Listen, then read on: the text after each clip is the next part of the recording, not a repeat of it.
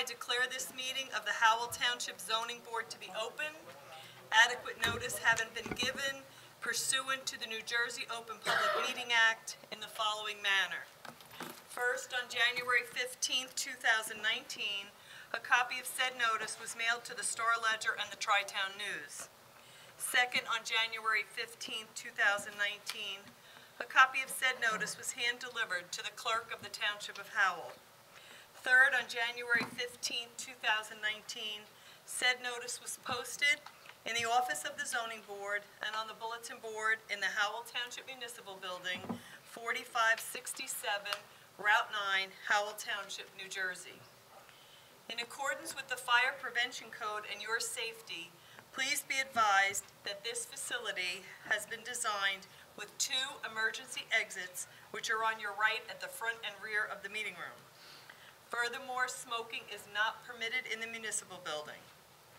Please take note that this meeting is being videotaped for possible future broadcast on Howell Township TV 77. Thank you, Eileen. Can we have a roll call, please? Yes, you may. Mr. Hughes? Here. Mr. Massa? Here. Mr. Mertens? Here. Mr. O'Donnell? Here. Mr. Orozco has been excused. Mr. San Clemente has been excused, and Mr. Saya has been excused. Mr. Moretti? Here. And Chairman Nansen. Here. You have a quorum. Thank you. Can we all stand for the Pledge of Allegiance? I pledge Allegiance to the flag of the United States of America and to the republic for which it stands, one nation, under God, indivisible, with liberty and justice for all. Mr. Tropley, mind swearing in the professionals, please? I do. The record should reflect that Ms. Spiro, Ms. Bean, Mr. Conlon, and Mr. Howard have all been sworn to the... Thank you, sir. Sorry. Approval of minutes, regular meeting, November 26, 2018. Eligible voters, Hughes, Mertz, O'Donnell, San Clemente, Orozco, Moretti, Nansen. To have a motion. Made the motion that we approve the minutes. Motion by Mr. Moretti, Second. seconded by Mr. Hughes. We have a roll call, please. Mr. Hughes? Yes. Mr. Mertens? Yes. Mr. O'Donnell? Yes. Mr. Moretti? Yes. Chairman Nansen? Yes. Motion carries. Thank you. Minutes from a special meeting, December 3rd, 2018. Eligible voters, Mertz, O'Donnell, San Clemente, Orozco, Moretti, Nansen. Have a motion. Motion to approve. Motion by Mr. Mertens, Second. seconded by Mr. Moretti. We have a roll call, please. Mr. Mertens? Yes. Mr. O'Donnell? Yes. Mr. Moretti? Yes. Chairman Nansen? Yes. Motion carries. Thank you. Any vouchers? No vouchers this evening. Correspondence? I do have correspondence. I have a letter from William Wenzel. He is the attorney for Route 9 Hardscape Supply Yard, which was carried to this evening's meeting for scheduling purposes only. He sent me an email exchange, and as a further update, an application to the NJDEP was filed in January. As there is an approximate anticipated 90-day turnaround time by the DEP on these matters, we would request that the matter be scheduled for a continuation of the hearing to May 20th, 2019. We hereby request and consent to an extension of time for the board to decide on this application. Kindly advise whether the date is acceptable. Thank you for your anticipated courtesies and cooperation.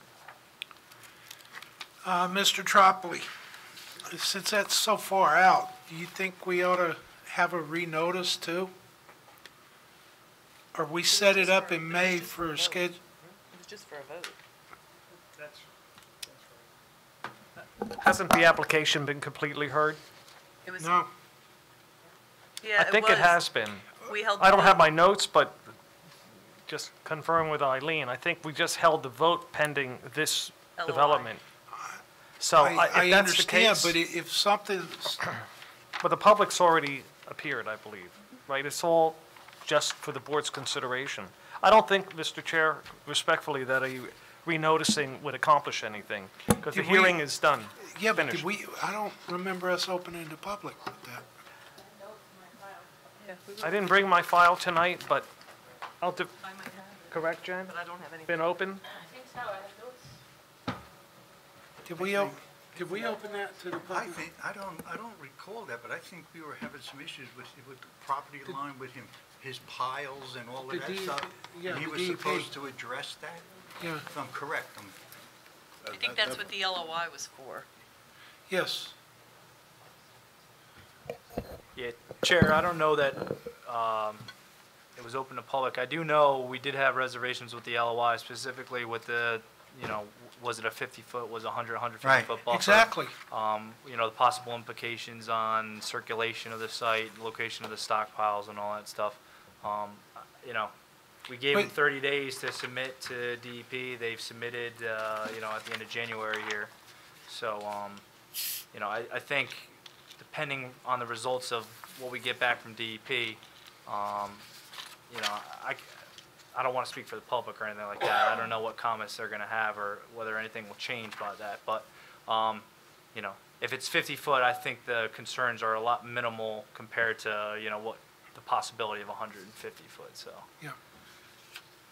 You see, we really don't know what to do until we, Yeah. we hear back from that. We can do that. What's that? Carry it to May? I was saying, Mr. Chair, why don't we, I'd recommend that until we make a decision as to where the hearing is, we're going to be here next Monday. Why don't we carry this correspondence until then so we can continue with our meeting, and then we can be sure that if, for example, if we feel that the public hasn't been heard, then perhaps renoticing is appropriate. But if the hearing is finished, at least we'll have all that information so we could report back to the board. Okay. Would that be acceptable? Okay, my only concern is that a special meeting? No, it was It's not, advertised. it's a regular meeting? Yes. Okay, then that'll be fine. And this way, we'll have, the information will be available. Okay. Can you look that up then? Yes, Okay. I'll review the tape and see where we left it. And let Okay. you know next week. I just don't, it's cloudy, but I just don't remember open to public on that. Okay. Very good. Thank you. Okay. That's all the correspondence I have. Other than if anybody hasn't gotten back to me yet on the training session, it is not going to be held at Monmouth Fire Academy this year. It will be at Manalapan Town Hall, their municipal building, on the same date, April 13th. So I just need to know who's going to attend so I can register everybody. So if you could let me know in the next week or so, I'd appreciate it. Thank you. Okay. Okay, resolutions. Resolution for zoning board attorney, resolution appointing Ronald J. Tropoli Esquire in the Tropoli Law Firm for 2019 zoning board. Eligible voters: Hughes, Massa, Mertens, O'Donnell, Orozco, San Clemente, and Nansen. Do I have a motion? I'll make a motion to approve. Motion by Mr. Hughes, I'll second. seconded by Mr. Mertens. Can we have a roll call? Mr. Hughes? Yes. Mr. Massa? Yes. Mr. Mertens? Yes. Mr. O'Donnell? Yes. Chairman Nansen? Yes, Motion carries, resolutions memorialized. Thank you. Thanks again, welcome members of the back. board, Chair. Thank you. Zoning board engineer, resolution appointing Charles Cunliffe? I'll get it right. P.E., I've known you a year and a half now. P.E. from T&M Associates for 2019. Eligible voters: Hughes, Massa, Mertens, O'Donnell, Orozco, San Clemente, and Nansen. Do I have a motion? Motion to approve. Motion by Mr. O'Donnell, Second. seconded by Mr. Hughes. Can we have a roll call, please? Mr. Hughes? Yes. Mr. Massa? Yes. Mr. Mertens? Yes. Mr. O'Donnell? Yes. Chairman Nansen? Yes. Resolutions memorialized. Zoning board planner, resolution appointing Jennifer Beam, PP, AICP of Leon S. Avakian, Inc., for 2019. Eligible voters: Hughes, Massa, Mertens, O'Donnell, Orozco, San Clemente, and Nansen. Motion to approve. Motion by Mr. O'Donnell, Second. seconded by Mr. Hughes. Can we have a roll call, please? Mr. Hughes? Yes. Mr. Massa? Yes. Mr. Mertens? Yes. Mr. O'Donnell? Yes. Chairman Nansen? Yes. Resolution's memorialized. Zoning Board Certified Tree Expert, resolution appointing Sherry Spiro, LTE of CME Associates for 2019. Eligible voters, Hughes, Massa, Mertens, O'Donnell, Orozco, San Clemente, and Nansen. Motion to approve. Motion by Mr. O'Donnell, I'll second. seconded by Mr. Mertens. Can we have a roll call, please? Mr. Hughes? Yes. Mr. Massa? Yes. Mr. Mertens? Yes. Mr. O'Donnell? Yes. Chairman Nansen? Yes. Motion is, resolution memorialized. Okay. Resolution for case number BA 1829, Patrick McDaniel. Resolution granting certificate of nonconformity. Eligible voters, Hughes, Massa, Mertens, O'Donnell, Orozco, San Clemente, and Nansen. Have a motion. Motion to approve. Motion by Mr. O'Donnell, Second. seconded by Mr. Hughes. Can we have a roll call, please? Mr. Hughes? Yes. Mr. Massa? Yes. Mr. Mertens? Yes. Mr. O'Donnell? Yes. And Chairman Nansen? Yes. Resolution's memorialized. Case number BA 1832, Peter Kowalenko, PK Industries, Inc., resolution granting a certificate of nonconformity. Eligible voters, Hughes, Massa, Mertens, O'Donnell, Orozco, San Clemente, Nansen. I'll make a motion. Motion by To Mr. approve. Hughes, Second. seconded by Mr. O'Donnell. Can we have a roll call, please? Mr. Hughes? Yes. Mr. Massa? Yes. Mr. Mertens? Yes. Mr. O'Donnell? Yes. And Chairman Nansen? Yes. Resolution's memorialized.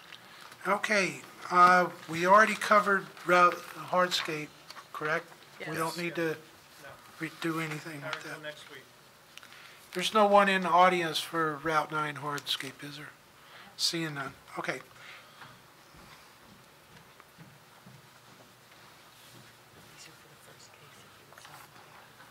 Okay, case number BA 18-14, Nicholas and Lisa Zaza. It's a bulk variance application. Nicholas and Lisa Zaza is applicant and owner seeking a bulk variance approval for a pond within the front yard and a shed within the side yard setback on premises known as Block 170, Lot 32.17, 399 Peter Foreman Drive. This application was scheduled to be heard December 10th, when it was carried January 28th with no further notice. Expiration date, January 31st, 2019. Welcome. Folks, let me swear both of you in. I'm assuming that both of you will testify. So if you could both stand, please. Raise your right hand. You swear the testimony you give this evening will be true to the whole truth and nothing but the truth. So help you God. State your name for the records, please. Nicholas Zaza. Lisa Zaza. Okay. You can sit, and that's a microphone right there in the middle of the table. Great. Yes. Thank you. Matt, I'm going to let you jump in because y'all had prior discussions. Yeah, so, well, we'll start with just why we're here. We had, my office have received a complaint about some various issues. Upon inspecting the property, there's a lot going on here. The property is very landscaped. It's hardscaped just about over the entire surface of the property. I want to remind the board that because of a grandfather clause in our ordinance, there is no impervious coverage standards for this lot. Any lot in existence before 2007 has no impervious coverage standards. So that was the first thought when we went out to the property to see what we need to do zoning-wise.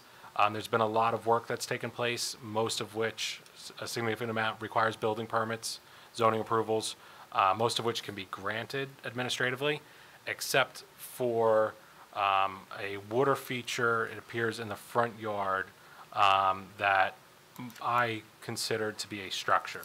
Our ordinance does not permit structures in the front yard or in the front yard setback, so that is really the cause of this application. Okay. And what about the shed? Well, the shed, do you want to comment on the height of the shed? This is the shed to the right of the house. I have a picture in there. I don't know if you want me to, I have a hard copy and you have a digital copy. Do you want me to? Well, you have a setback of 10.5 feet. Do you know can you testify to the height of the shed? The shed from the ground all the way to the peak is 9 feet 7 inches. So that would not require a variance. So that would not require the variance? Correct. Okay. So- Do you have a drawing that will specify the height? Can you submit that Of as the an shed as-built? Of the shed itself? Yes. That I'm not sure if it's on here. Well, we got a survey done. I don't believe that actually shows the top of the height of it, but it would be a requirement for you to give us an as-built, that would show the height of the shed. If Okay. the board wants to accept that, the testimony, we can always double-check the shed during the permitting process that's going to follow this hearing.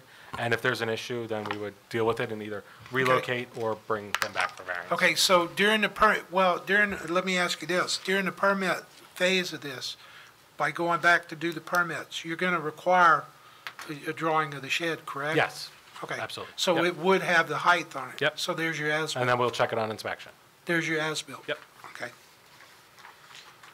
Okay, so, other words, we're just here for the front pond? Yes. Okay. And do you want to give us a little history onto the property and Yep. what brought on all the work? There's photographs that will enter into, I well, think they'll enter into evidence. I had nothing in our backyard, and so what got me started with this whole project, because it kind of got out of hand, and it's been a project I've been working on for about 5 to 7 years at this point. We had some water problems in the backyard. That water was coming into our basement because of the slope of our land. So I hired a couple of people to come and fix it. We hired a couple landscapers. Hired one guy for $500. He tried to fix it. It didn't work. Then we hired another guy for $1,500. He tried to fix it and extend a drain pipe, and it didn't work out. So at that point, I figured that I would take the project on for myself and start building a small pond, which quickly got out of hand, and it's became a passion of mine, just of keep on building this pond. And after we finished the back pond, we moved to the front, and we were developing that when we got a complaint, and we pretty much stopped work on it at that point. The water in the pond, it's very, very low. It's about maybe a foot at its highest as far as that goes. Some of that, though, we are going to be restructuring and removing. Yeah, and that's the front pond area on the pictures. Okay. Now, what is the total depth of that pond? The front pond? Yes. I would say it's no more than a foot. It's very low. It's a foot to a foot and a half at most. Okay, maximum water height is foot and a half, and then it's overflowing? Or no? It overflows when it rains, as it it's designed to do that. And But what's the total depth There's at an a overflow? pump that will recirculate the water around and just keep circulating it. No, I understand, but at the height of the overflow? it's always going to be a foot and a Okay. half. It's not like a basin. No, I that has, understand. like, a separation before the water surface. It's basically at the surface, Right, foot and a half. okay. So you're about a foot deep, and that's it? It can't get any higher than that. Okay, that answers that Okay, question. sorry. And you said you were removing part of this? Well, I spoke to Monmouth County about the septic tank and stuff like that, and I got a couple of gray answers. I forget the word that was used. Is it permanent structure, or there was a certain thing that you can't put on top of your septic, like a permanent structure and the pond. Well, they had said no trees, shrubs, or plants or permanent structures on top of the septic tank. So. Right, So I have another slide that will show you where our septic tank fits in that yard, and it does fit on part of my pond. Can you present that to the board as a hard copy, and I can pull up the Yes. digital yeah, copy? exhibit, There you yes. go. We have a few. Would you want enough copies for everybody? Well, just, Our secretary will come down and mark it, and, Rich, that's Give it here.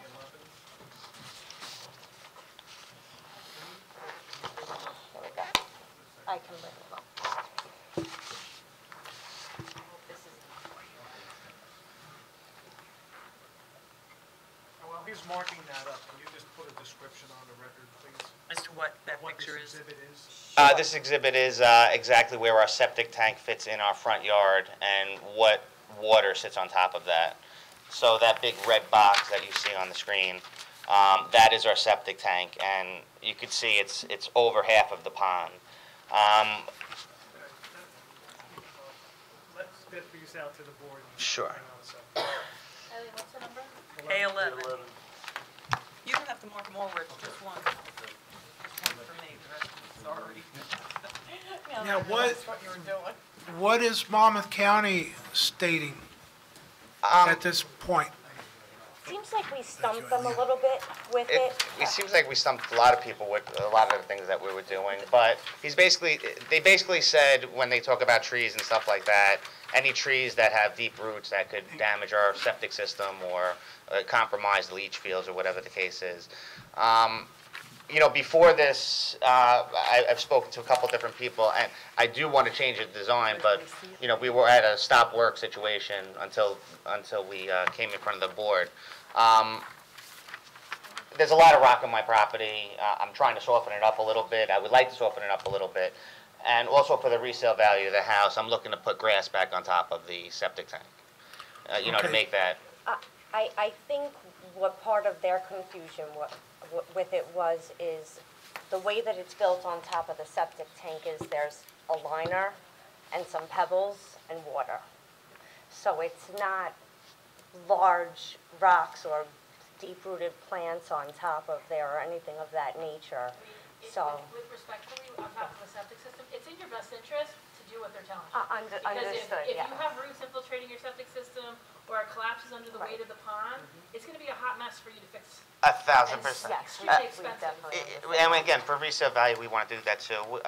We do have a letter from our septic company. They gave us an inspection, checked the integrity of how it is right now, and everything is good. We have that here, so we could submit that as another. I don't know if did we submit that I think we did. with the original application, I think. But my If we didn't, question, we have it here. my question is, what are you gonna do with the pond now? What's the eventual? I have a bunch of space over to the left, to the right of it. I'm just gonna be making that, I still have waterfalls coming down, and I would like to make that just a pondless water feature. So instead of water building up over there, there'll be, on the left side, there'll be no water and no liner or anything like that. And on the right side, there'll be just a water feature without any, without a pond in it. It's just, It's just gonna be a recirculated, exactly. So, Matt? this is where I'll leave a little discretion up to the board. We don't see this every day, a koi pond or a small, even water feature. I mean, we do see maybe a fountain. Some people will do like a bird bath type thing. The ordinance says no structure in the front yard. Whether we would classify this or not, I would really leave up to the board's discretion and consideration, because we don't see this every day. yes, sir, Mr. Moretti. Matt, is there a weight restriction on that? Because water On has the quite a sep- bit of on- weight, and then they're going to have pebbles on top of On the that, septic system, you on mean? top of the septic. That's Monmouth County's jurisdiction, and ultimately, I think the applicant's proposing to move everything off of there anyway. And not And then the have- question is, a remaining small water feature, would that be considered a structure worth, you know, in violation of the ordinance? Well, my first question would be, is if you did put that in, is that a permanent structure? Is it permanent? That would be my first question. How, is it something you could remove in a day? Yeah. Yes. So technically, that's kind of like a temporary structure, wouldn't it be? If the board wants to consider that, I Well, mean, I'm going to ask my professionals, am I kind of on the right track there, Charles? I wouldn't disagree with you. It's not like a swimming pool where you're putting in a hard concrete foundation and you take a considerable amount of effort to remove it. I think the main concern here is Monmouth County Board of Health has jurisdiction on this, and that's governed by state regulations. You can't put any type of structure on top of a septic system. So regardless if it's a shed or a pond, Right. pond's holding water, even if it's a foot of water, it's a surcharge that the septic system wasn't probably designed to have on top of it. It's got to get removed. And then as far as the other regulations with, trees and shrubs, that would be under their purview also, but, Right. I think they should be making some concerted effort to be removing that, with Yeah. outside of the 10-foot footprint around the septic system, so. I think they've conceded to that. Yeah. But my question is they're talking a waterfall type structure, they could be easily removed in a day. I don't know that it's easily removed. I mean, it's a pretty significant structure, and there's also a retaining wall in the front as well. And my recommendation would be, they're here, they've noticed, they've come in, you might as well get the relief, because when you try to sell this house down the road, I don't know that any of us are gonna be sitting here. I mean, I hope we are, but I don't know that for a fact. And so it'll be cleaner if you have that, then you don't have to go through the pains of trying to demonstrate that you came here, it was determined. It would just be cleaner. I mean, Matt, can you put that picture up? So I guess this would be like. Have you entered this picture? Did you submit this picture previously? I don't believe so, but I have it right here. Can we? So I would say that should be A12, Eileen? Yes. So I mean, if you look on where the waterfall is, I mean, that's not just like a little fountain. That's like major stones. I mean, it looks beautiful, but it's not an insignificant structure. And then you have the retaining wall that kind of goes along behind it, which enables them to do that other landscaping up by where those trees are. I mean, this is the front. We don't typically see things like this in the front yards here. I have nothing negative to say in terms of it being there. Now, once the balance of the pond is removed, but I would treat it as a structure, and then if they got relief, then, they would be covered moving forward. Okay, can you define relief? What? You need a variance. Okay, yeah, okay. Gotcha. Yeah, no, obviously I want to get all that out of the way. If we sell our house, I don't want to have to go through this again. But whenever you do remove this, it's not going to be anywhere near what we're seeing here, correct? That big body of water that you're looking at right there, that is not going to be there. It's going to be grass. Half of that is on top of the septic tank. Correct. And moving forward with the stream that goes around to kind of closer to my neighbor's house, all that is not going to be any water or any rocks or anything like that. There might be some gravel and grass, and that's about it. Again, I have a lot of rock, so I do want to soften it up a little bit.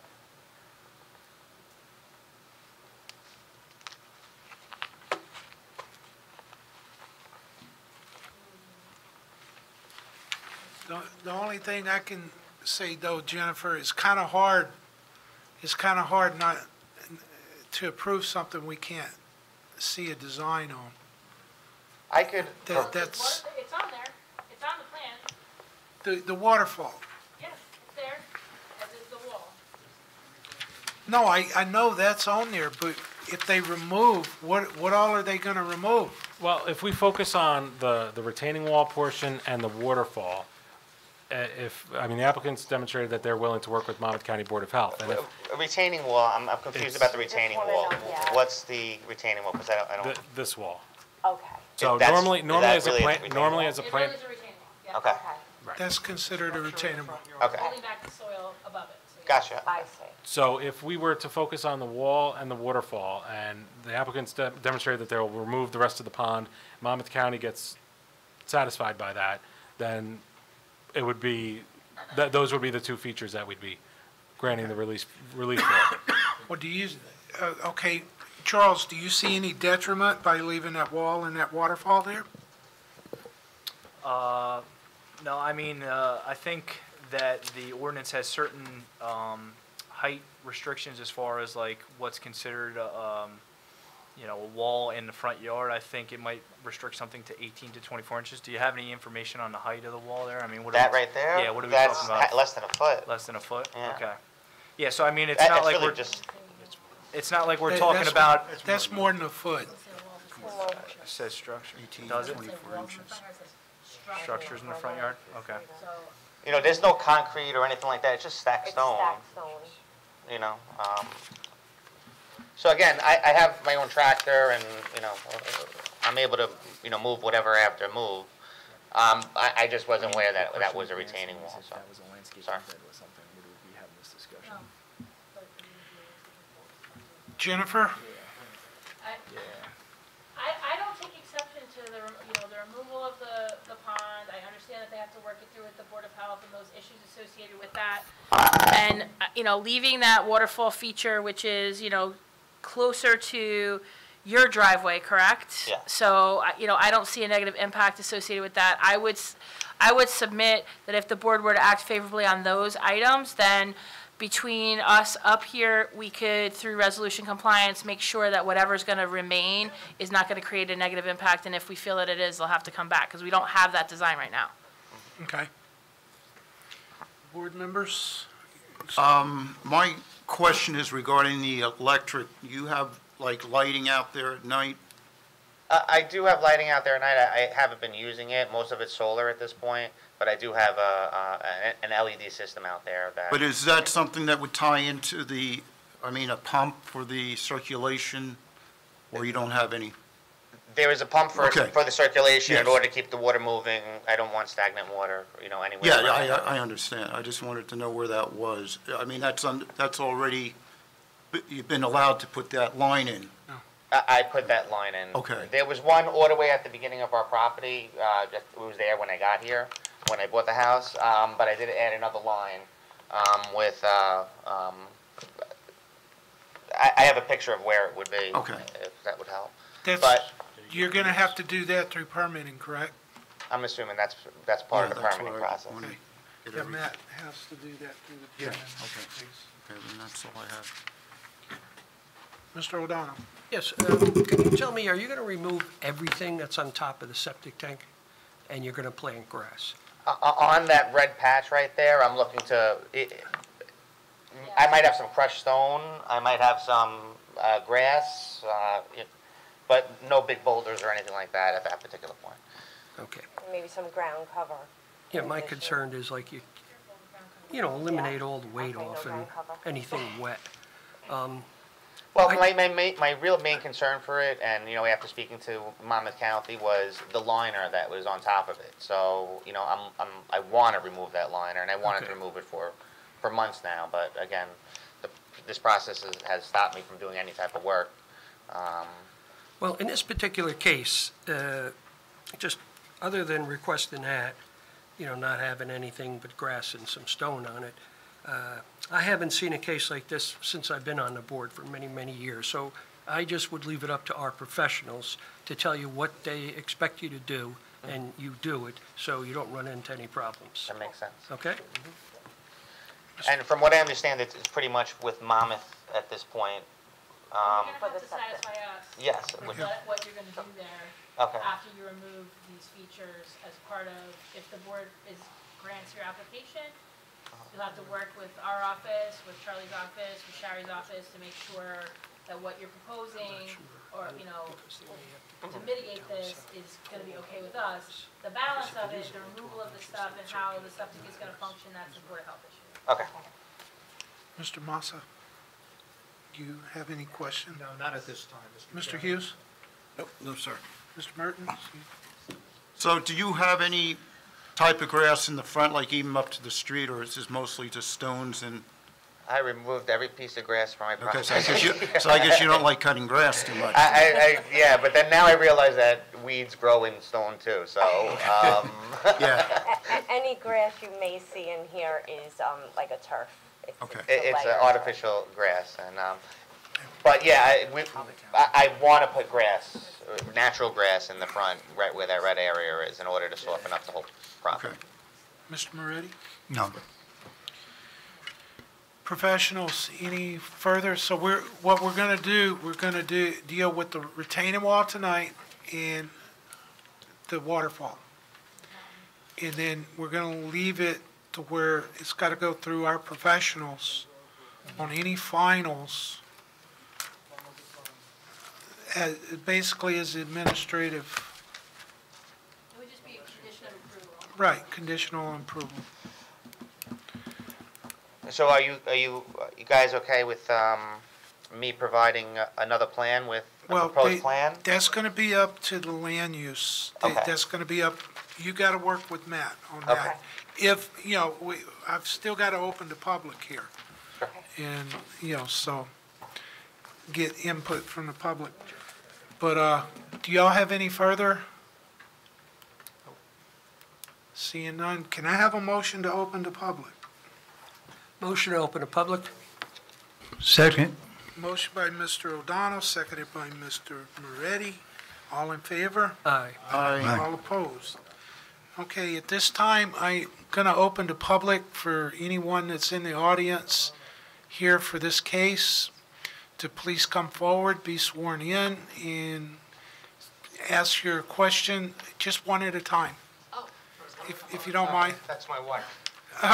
Well, no, one witness at a time. Oh, okay, that's fine. And just come forward, be sworn in. Where do you want me to go? Right there, the microphone. Podium. Sure. Thank you. Raise your right hand. Swear this testimony you'll give tonight will be the truth, whole truth, nothing but the truth. I do. Right. We need your name, sir, and your address. My name is Jeffrey Schaefer. My address is 393 Peter Foreman Drive, Freehold, New Jersey, 07728. Questions only, sir. Questions only? I prepared a written statement. Well, then you'll have an opportunity. No, we'll do question, go ahead and finish it up. There's enough then. Do you have questions, sir? or you just wanna Questions read and the statement? I want to comments? read my statement. Okay, that's fine. Dear Chairman Nansen and members of the Zoning Board, I appreciate the opportunity to appear before you this evening regarding the notice I received related to case number BA18-14 being heard before this board tonight. As you are aware, this case is a request for the applicant to be granted a retroactive bulk variance in order to address a non-conforming pond in the front yard and a non-conforming shed within the side yard setback. I am offering these comments for the official record in order to oppose the requested variance. Based upon a preponderance of the evidence, conditions, and circumstances regarding this matter, I believe it is incumbent upon this board to ultimately deny the retroactive request and to instruct the applicant to remove or correct the items in question as to comply with township code. Let me first say that I don't take pleasure in opposing my neighbor's request for this retroactive approval. When one lives within such close proximity to others, it is incumbent upon them to respect each other's individual rights and preferences without bias. For years, this was the case for my family and I. However, as a result of repeated actions having demonstratively and negatively impacted my family, the circumstances have changed. In my case, I am compelled to speak up and request that the board exert its authority in not granting this variance that perpetuates what has become an egregious situation. By way of background, the applicant has repeatedly and measurably altered the terrain of their property in such a way that my property is being negatively impacted. This includes their having installed various and permanent stone and brick structures in the rear of their property that results in significant ponding of water in my yard. The applicant also substantially changed the elevation of their property in the rear that results in runoff routinely spilling onto my property.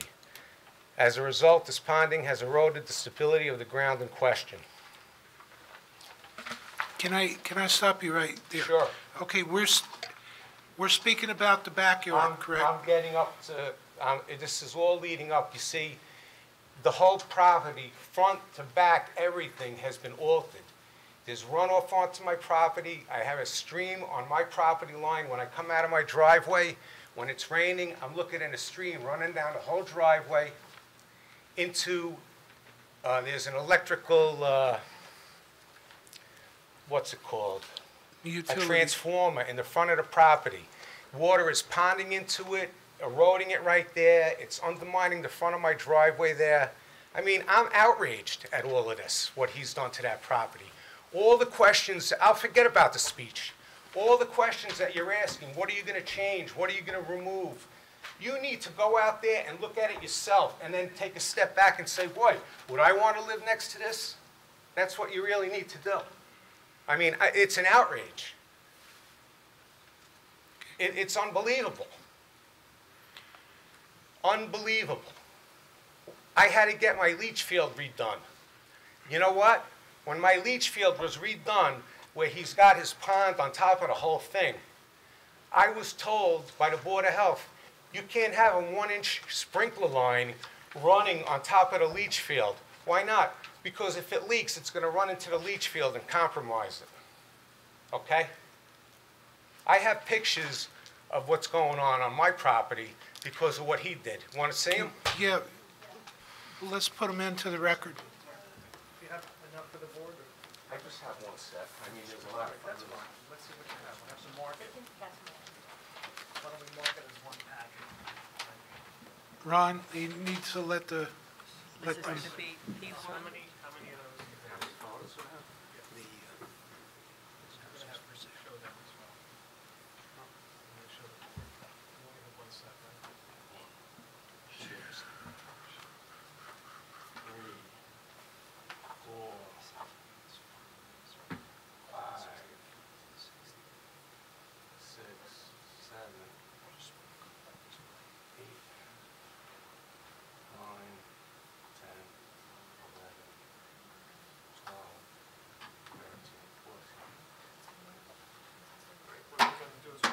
This is 01 and One packet, one 14 packet of 14 photos. photos.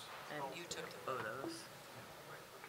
Um, Any dates on them or We're anything? gonna use an envelope. and we'll Okay, mark it. that's fine. Okay. Just use Can that I have- envelope. Mark that as- 01, 14 What I'd like you photos. to do, sir, And then just initial a date. turn and just say what they are, and then you know what they are, so with a hand of these folks, you let them look at it. Charles. While they're doing that, Folks, take a look at these, and sir, you said that we have a set of, I believe, 14 photographs 14 photos. that depict, what, various positions in your backyard? Well, it's not only in the backyard, it's along the side of my front yard, coming out of my driveway, running down to the street, the front of their house, where they have ponding. Where he has his pond, there's an overflow that runs along the whole front of his property that was dug out, and there's all stone there. So the pond overflows in it, he's got a pump in there to pump it back in because I don't know why it's overflowing, but then when it rains, between the pond and the rain, water builds up. It's like a moat. Builds up with water, then it runs off into the street. All right, let me just hold you right there for a moment. I'm going to ask them to look it over, and when they're done, please hand me back the packet so I can you bring it to the board. look at the for board elevations. review. And anyone here who'd like to see it further. Yeah, we'll take a look at them. Just hold on for a moment.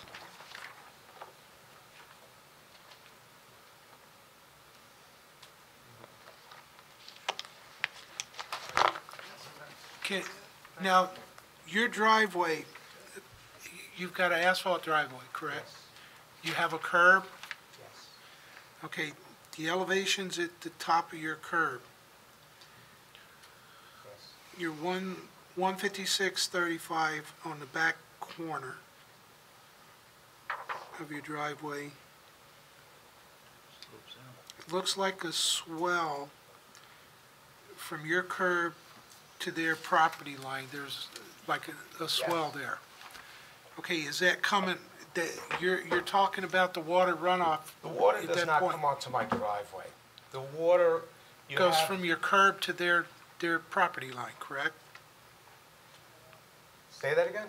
From your curb to their property line, it's like a swell. Yeah, there's a swale from my curb to their property line, and their property was kind of the same way, but now it's built up by 2-3 feet. All the runoff from his property runs off and runs and Yeah, I causes see a that. streaming there, I see that. okay? Listen, I've asked him numerous times about it. I've even asked him, did you get permits to do this? Yes, I got all my permits.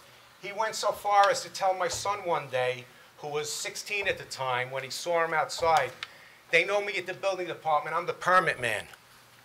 Okay? What? Yeah, Yeah. you don't remember. He said Of we course know it's you- the pond guy, Okay. not the permit man, the pond guy. Okay, let's The just, bottom line is, you didn't get all your permits. You didn't do it the right way. You created a monstrosity and problems on my property, okay?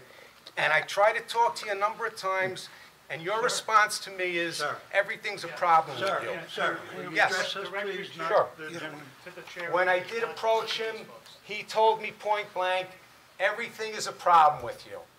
And for years, I let it all go and let it all go until he started building a swale on the front of his not a swale, a berm, right up to my property line. I'm like, I can't take it anymore. okay. That's why I'm here. And I called the building department a couple of times, asked them to look at, oh, you gotta come down, file a formal complaint, which, you know what, I didn't wanna. I wanna be a good neighbor, okay? But I didn't get it reciprocated to me. So I came down to the building department, did file a complaint, just about the front, not even about the back. Yeah, But we should go there too. we really have no jurisdiction of the back. Why not? It's permitted. It's permitted. All the elevation changes and changes in walls, it's all permitted. How's that permitted? That's what the ordinance says. Like, we here have absolutely no ability to deviate from what the governing body puts in that ordinance. So the ordinance regulates, as Mr. Howard said in the beginning of the hearing, there are no coverage requirements for this zone, for this property. So there is no impervious coverage issue. So in other words, you're allowed to do whatever you want on the property? I mean, I could build 3-foot walls around my property if I wanted, Depends on where you're gonna put them. or right on my property line. I could build up my whole, put walls on my property line like that, and make grade elevations and have stuff Wait, running. okay, I'm gonna stop you. Like the board Yes. has said before, you need to address Address the the board. board. Okay, I am not the applicant, I'm the Okay. professional for the board. So Okay. that's not generally, we don't generally get cross-examined. But what I will say is that if you, even in your initial statement, you talked about the shed, which we dealt with, the first thing off the gate, the shed has to be set back equal to the height. The height's 9'6", the shed's set back 10'5", so it's compliant. So that's no longer an issue. So we were focused on the front, that's where the relief that they're here for was for. That's why Okay. we were here. Okay. So I understand your concerns, and I'm not trying to diminish them, but at the end of the day, we really are limited in what we can look at with respect to what the rules are. And so right now, what the rules are regulating on this property is the front. okay, That's it. okay. And our hands are kind of tied because, number one, Monmouth County, the Monmouth County Health Department's involved here. So some of that jurisdiction, we don't have jurisdiction over that, being with the septic thing. It's not us. I But didn't what, realize, I didn't know that, maybe I should have brought a lawyer down and got him involved, because I didn't realize that this was gonna happen right now. That, I thought that you guys, you're the zoning board, are supposed to know what's going, there's a complaint filed. Did you see no, what? no, the complaint is dealt with at land use Uh-huh, and code enforcement. That's not what we're here to decide. We're not here to look at the complaint or anything. Actually, we don't even allow complaints and summonses to be brought into testimony before the board. What we're here to do is look at what evidence they put on the record. We're listening to what opposition is there, and then it's up to us to listen to our professionals what we need to do in trying to come to a solution, or what we need, what the board. It's up to the board at the end of the day to approve or disapprove the variance. You know, there's certain items here that they need variances for. But it's really kind of limited whenever they start removing things due to the Monmouth County Health Department. You know, a lot of stuff is going to have to go away that's in the front yard. Okay, so let's just go to the front yard. Correct. Okay. That's what I'm saying. Okay. Right now, what's before the board is, Matt, can you put that picture back up? What's before the front yard, the board now is this retaining wall that's there and the waterfall. That's it. That's all is before the board. Respectfully, what about the grade change that he made right up to the property line? I don't understand that. Where is that? Where on the Where are my property? pictures? I'll show you one of my pictures.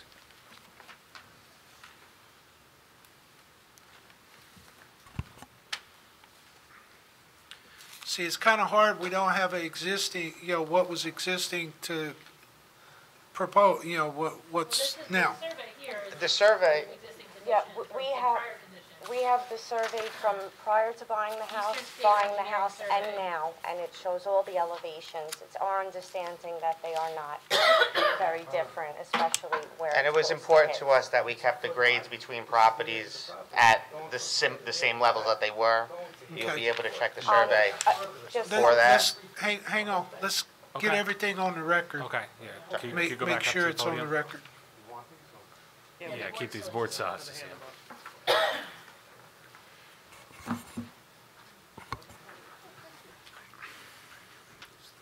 Mr. Schaefer, I have a question. So the ponding issue, is it predominantly in the, I guess, northeast corner of your driveway?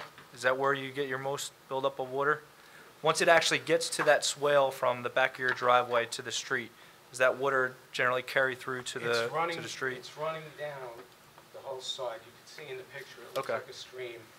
And then what it's doing is it's collecting right at that electrical transformer, okay? And everything is all eroded now under it, and it's going there, and I believe it's even undermining the front of my driveway. So- It's always wet on the edge, and water is always seeping out of that. So I can tell you from my own experience, we do a lot of, 55 and over subdevelopments throughout Monmouth and Ocean County, and that's a pretty common issue with the utility boxes that get put down the swale line, is it creates a dam. Now, the swale down the common property line there, that's a typical design as well. The water is supposed to shed off of, each individual building foundation to this property line and then out to the street. Now, it's a little bit hard to tell. The applicant has provided some surveys from, I guess, when the house was originally built or designed.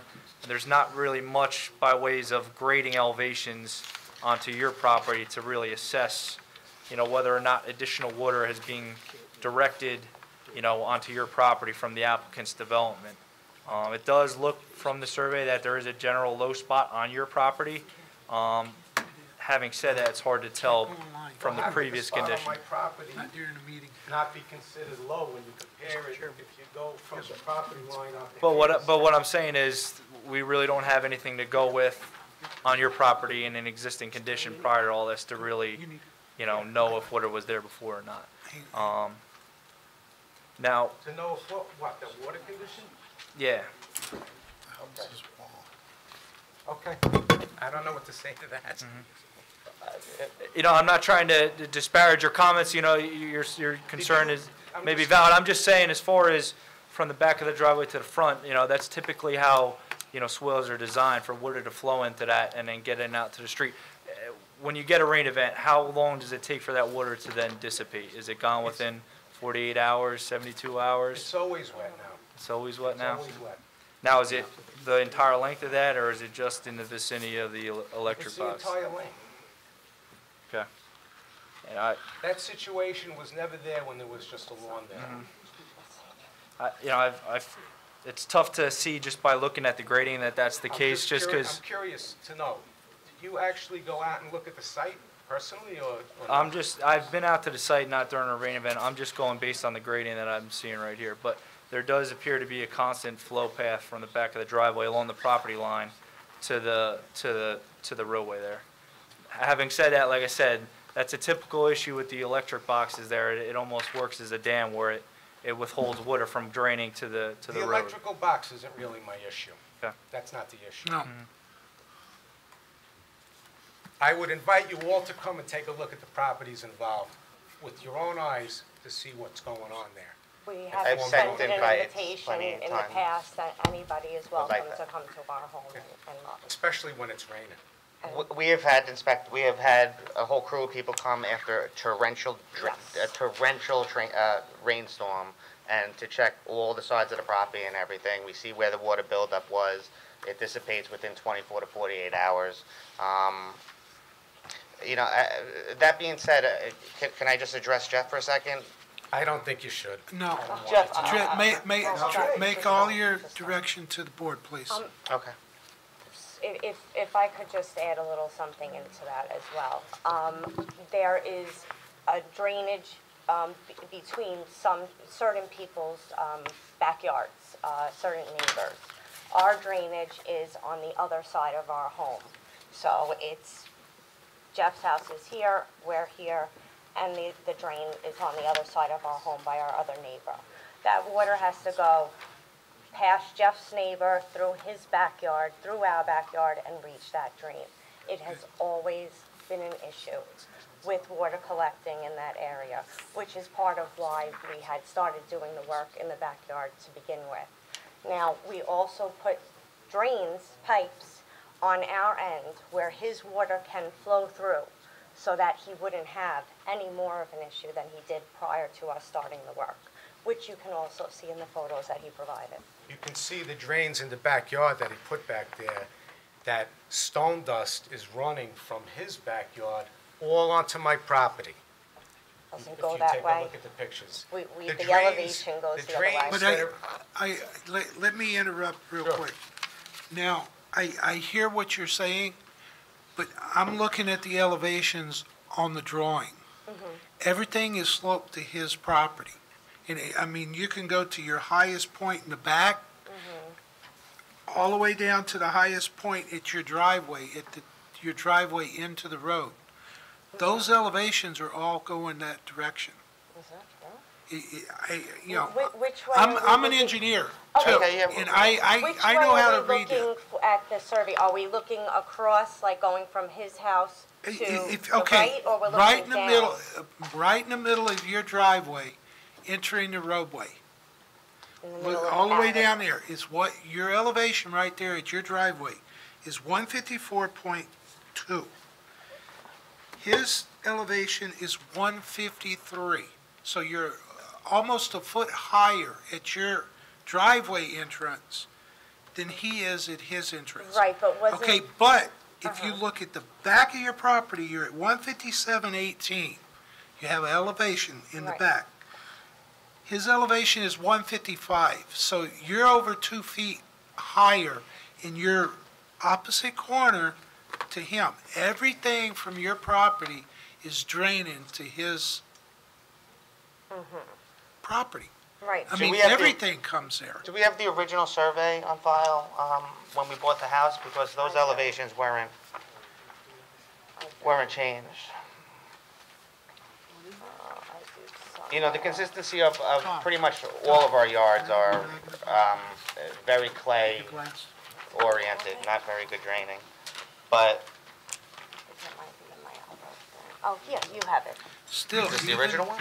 No, the original one is the last one, 09 or 86? this Yeah, one. but if you look Can I provide? at, Oh, yeah, even I at see what it that, says there. no matter what you do on your property, unless you lower your elevations, it's all going to his property. And there's no precautions taken on that property line to keep anything from coming into there. I mean, whenever you build something, you get a permit for it. You know, I know I've heard what our professionals have said, and I've heard what that. But anytime you do address, even a swimming pool, and now you've got a 45,000 square foot pond in the rear. You know, that's a big pond. I'm a farmer. I can't even build a pond in on my property. They won't allow me to do that because I did it the proper way. And I feel that if you would have gone to have a pond built, you wouldn't have got approvals for it. Because it's all directed through the state. Anything larger than a koi pond, you have to get state permits for it. You know, that's what I'm saying. But any change that you do, you're changing elevation. Even if you dig a big hole in the ground, you're changing the elevation. You know, and if you look at the elevations that pre-existed, and then you look at the elevations that have changed, you have dug. What was the displacement? Now, I know we don't have anything to do with the backyard. I can't say that. But what we do have jurisdiction on is flooding out a neighbor. Yeah, You know, it's regardless. Now, I had a question in one of the pictures here. There's a tall stone wall here. Is that your wall or is that the neighbor's? That's our wall. That's our wall. Okay, did y'all build that or was that existing? We built that. Okay, did you get a permit for that? No. That's over the height requirement. We had spoken about that when we had done our walkthrough in the very beginning. And Okay. We did get a permit for it, but it was for, at that point, it was a PVC Right. fence permit. So, looking at it, it's a linear wall. We have those around town, and we consider those fences, because some people do those types of walls as fences. We No, had talked about making sure every bit of that wall was under 6 feet tall, and technically it would be able to be modified or get a new permit for it. Our office has told them not to do any work until this process has gone through. Okay. So I do think that issue could be settled. Yeah, that's easily fixed. But see, there's holes in that wall though. That's my concern. I'm looking at drain pipes or pipes up underneath that stone. That's coming to the neighbor's property. That is designed to take the water away from my neighbor's property. It is not going the other way.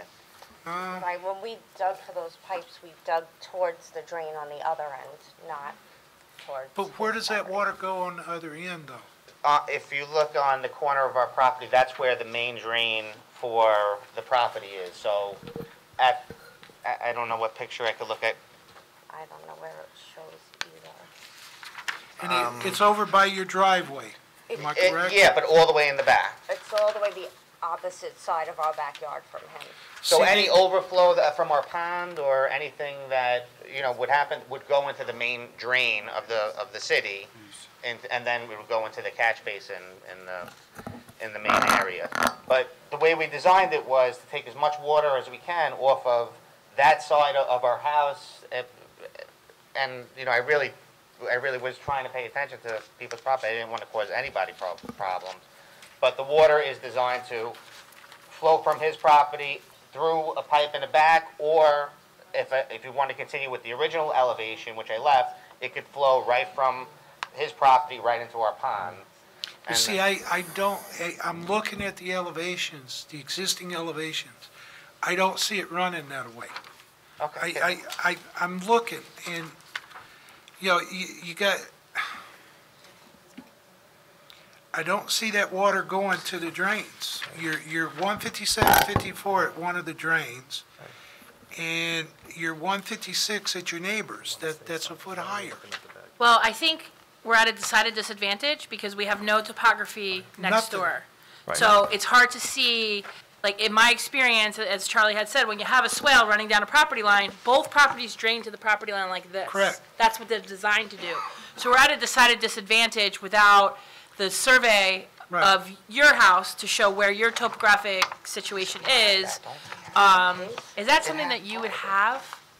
Yeah, I have. Like when you bought your house, when you had the survey done when you bought your house? But this development on Peter I Foreman believe a little Drive, bit on his. Get closer to the mic, get closer to the mic. the development on Peter Foreman Drive that was built has a drainage system in it that takes rainwater from the street and also all the backyards to catch basins in the development.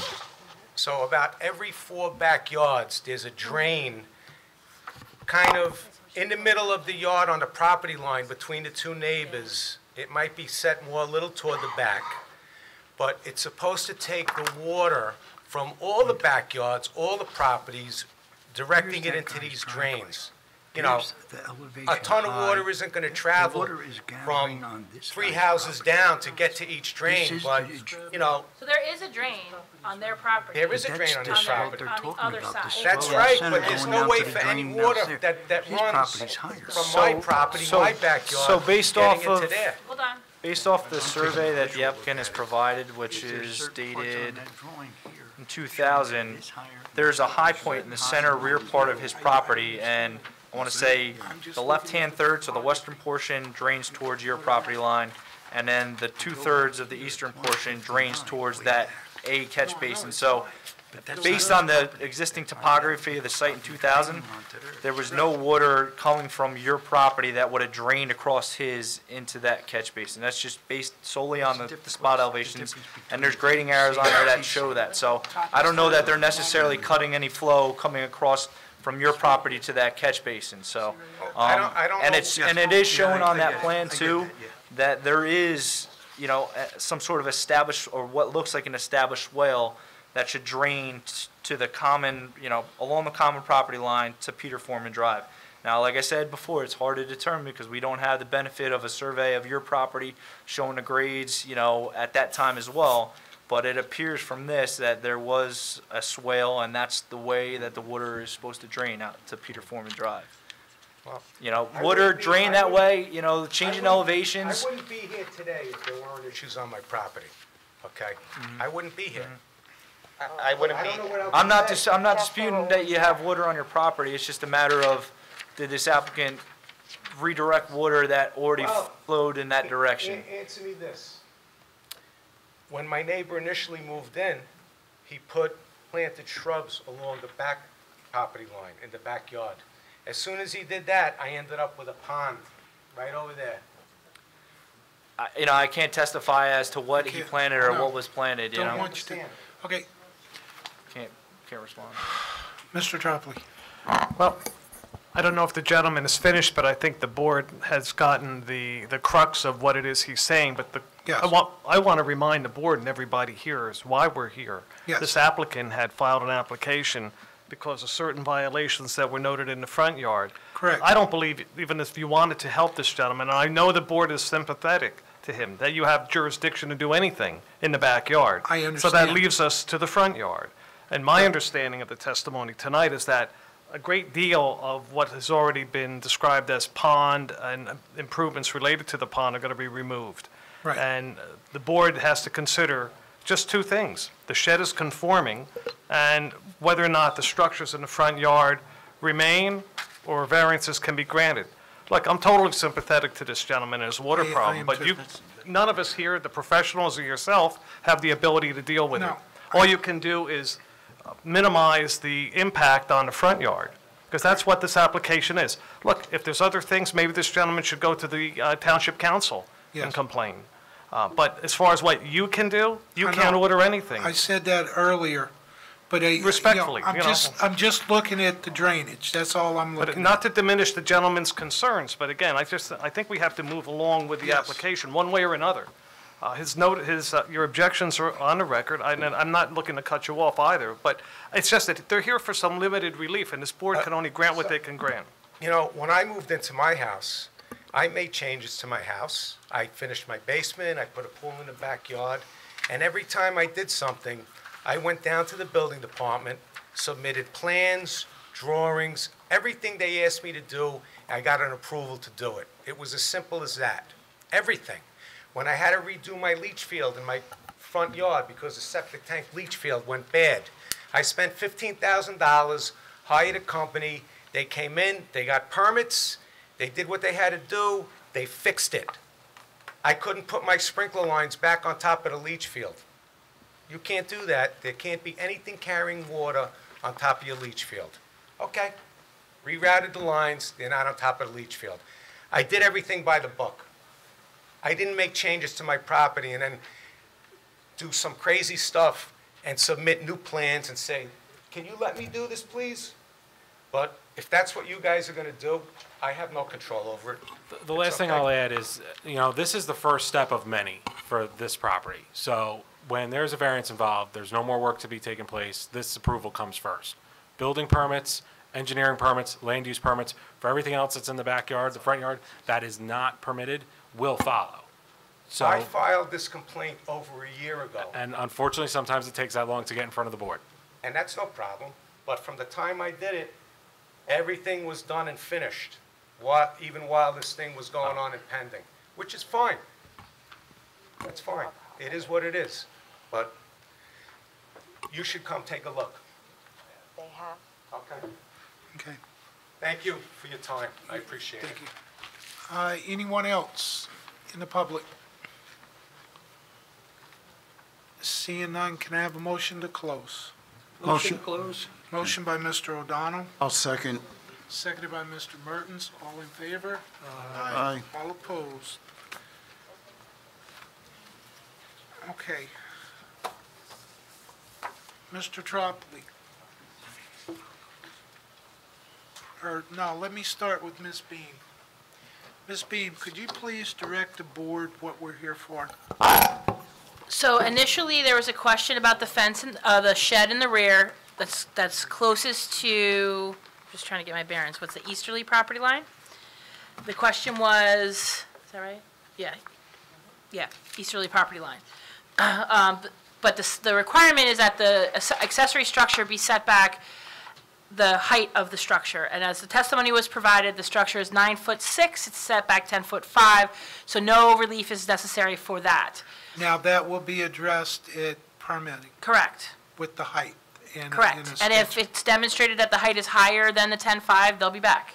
Okay, So now we're focused on the front, where the ordinance requires no structures in the front yard, which include the pond, the waterfall, that landscaping wall, and the applicant has stipulated that they will work with the Board of Health to remove all the water features and whatever other features that the Board of Health requires off of their septic field, which is outside of our jurisdiction anyway. That's the Board of Health's jurisdiction. They will replace that with, I guess the testimony was either grass or like gravel. Yeah.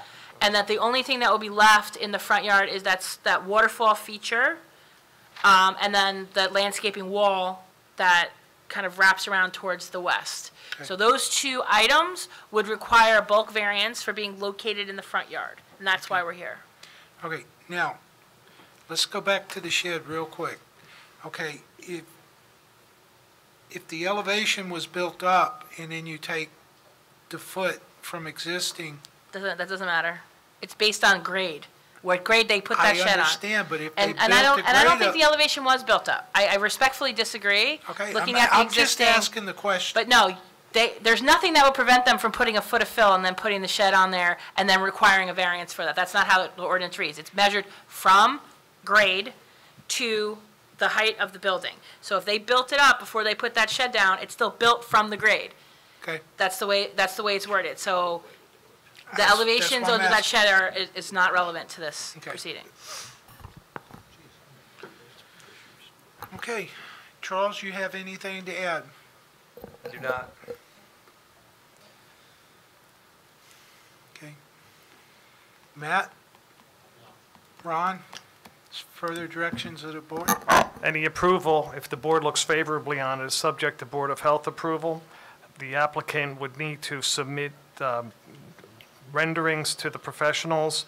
He must make all permits for any work that's done. If there's any other outside agency approvals that are required, he's also going to be required to get those as well. Again, assuming that you approve it. And that's just not for, we're talking just the pond, the waterfall structure and the wall. I understand that on approvals, but as far as outside agencies, that could be for the whole property, correct? No, just the Board of Health, whatever it is we're looking at, is just the front. Okay, so Matt has to deal with outside agencies. I'm sure that for Matt will anything be else. out there, and if there's any violations, I'm sure they'll be noted, but The violation is not remedied until building permits are obtained Right. for the work that has taken place. This Okay. is step one of maybe 100. Okay. Okay, does the board understand? Just What- have one question. Yes, sir. Can you tell me, you want to maintain the pond in the front yard, but not as a pond, just to circulate the water? Yeah, I wanna So it just make it a goes pondless around and waterfall. around and around. What happens if it rains for 2 or 3 days? That's going to fill up and overflow. It would overflow Yeah. right and away, yeah. Where does that water go? That would go into there's a whole bunch of area in the front that it can go to, which is, it's gravel, but there's But it's not dirt going to go to underneath. his house, is it? No. It'll go into the street. Okay, thank you. Any other question from the board? So Matt, everything would go through your department, that the grade, whatever they put permits in, it's going to be addressing neighbors' concern as far as the grade? That, it'll address the ordinance. So Okay. the ordinance allows for grading so far from the property line. That'll be looked at. We have existing topographic numbers for the subject property and a detailed survey with shots for what's there now. So that will all be addressed by engineering, building department afterwards, yes. What's the pleasure of the board?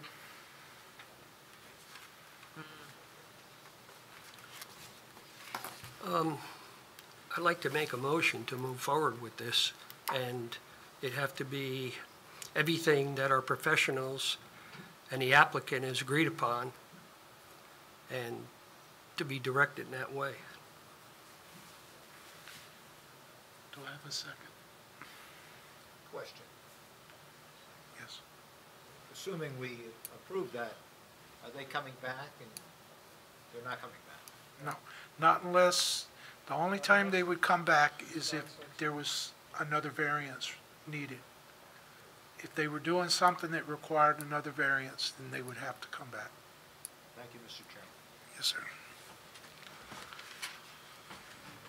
Okay, you have a motion. Do I have a second? Second. Seconded by Mr. Massa. We have a roll call, please.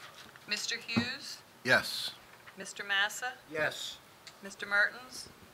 Based on what our land use officer said, and these issues that we're concerned about for your neighbor address, I'll say yes. Mr. O'Donnell? Yes. And Chairman Nance, Mr. Moretti? Yes. And Chairman Nansen? No. Motion carries. Thank you.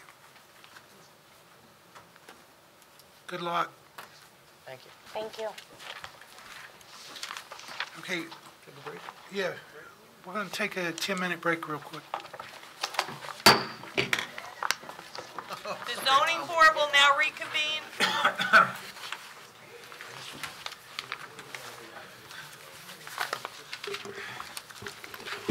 I'm looking for my, Agenda? there. Okay, next case before the board. Case number BA 1825, EHAB Human Services, Inc., use variance, preliminary, and final major site plan. Application of EHAB Human Services, Inc. is applicant owner seeking a use variance, preliminary, and final major site plan approval to construct a facility for office staff, job training, recreational programs for adults with developmental disabilities, behavioral health challenges on premises known as Block. Guess what? It got cut off. That was me, I'm sorry.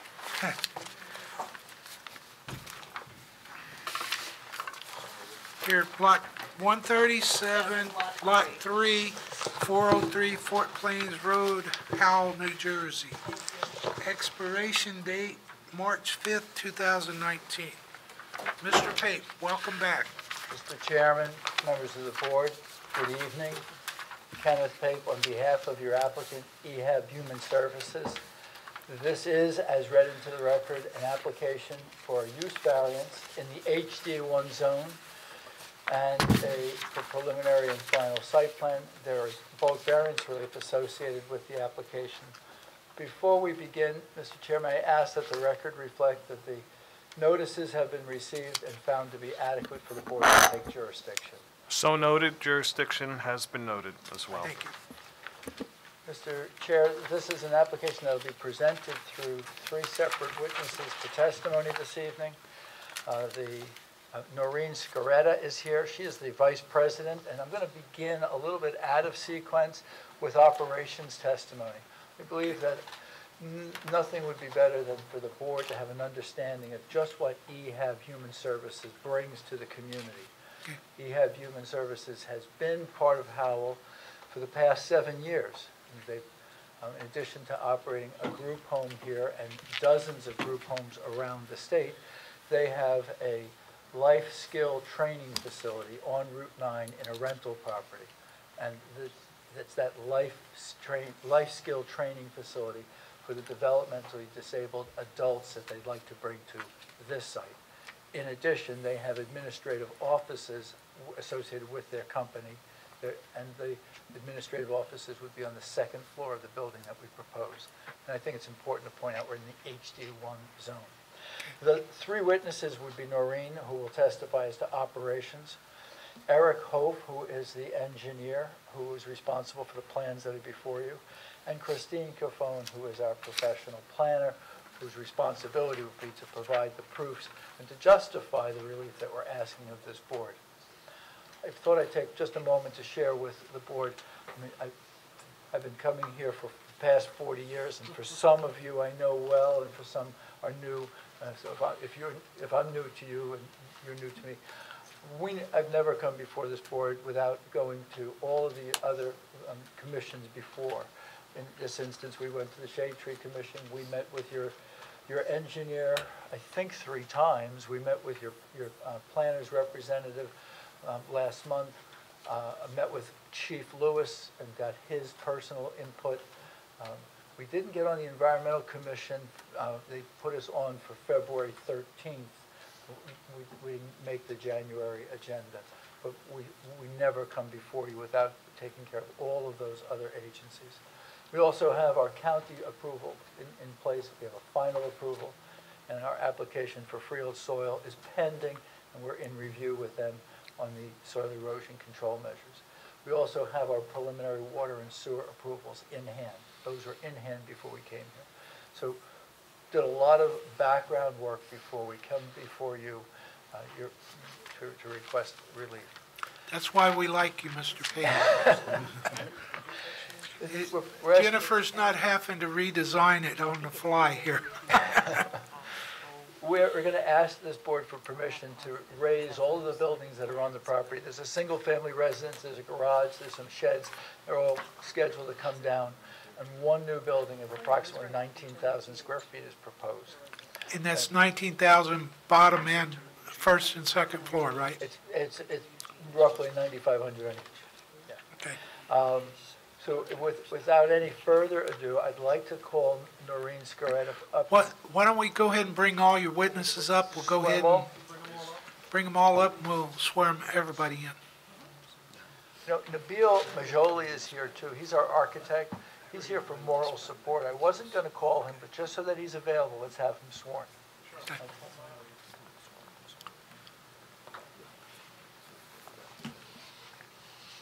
Everyone, please raise your right hands and swear the testimony of your client will be the truth, the whole truth, nothing but the truth, so help you God. Yes, I do. Starting with you, Christine, may we have your name? Yes, it's Christine with C-H-R-I-S-T-I-N-E, Cofone, C-O, F as in Frank, O-N-E. Noreen Scaretta. Noreen, N-O-R-E-E-N. Last name Scaretta, S-C-I-A-R-R-E-T-T-A. Eric, E-R-I-C, Hoth, H-O-U-G-H. Nabil, N-A-B-I-L, last name M-I-J-A-L-L-I. Mijabi. Thank you. Thank you. You can bring Noreen. Noreen. I don't think she needs this. So Noreen is the Vice President of the New Jersey Division of EHAB Human Services, and has been here in Howell Township participating in running the facility that's on Route 9. And what I was going to start with was to just ask for an overview statement of what it is that EHAB Human Services would provide to the community from this site. We're looking to have, it's adults we'll be serving that will be coming to the site for learning community integration skills. Some will be working right at the site learning skills. Others will be going out in the community. It's very similar to what the ARC does, Easter Seals, and to kind of give them the opportunity to be out in the community. The state of New Jersey is doing a lot of changing right now, and they're trying to get as many people placed into these type of organizations so they have the opportunity to get out. As you know, they closed all the state institutions at this point. So if I've It's popped to me a little bit. I recently lost a 53-year-old sister who was developmentally disabled. For my entire life, these types of facilities were part of my family.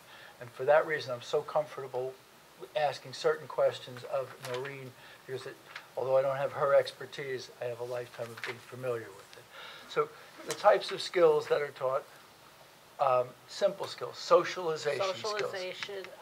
We also do a lot of arts and crafts so that they learn how to manipulate items so that they can go work in for bagging in the stores. They can learn how to hang clothes on hangers, fold clothes, shopping carts, stock shelves.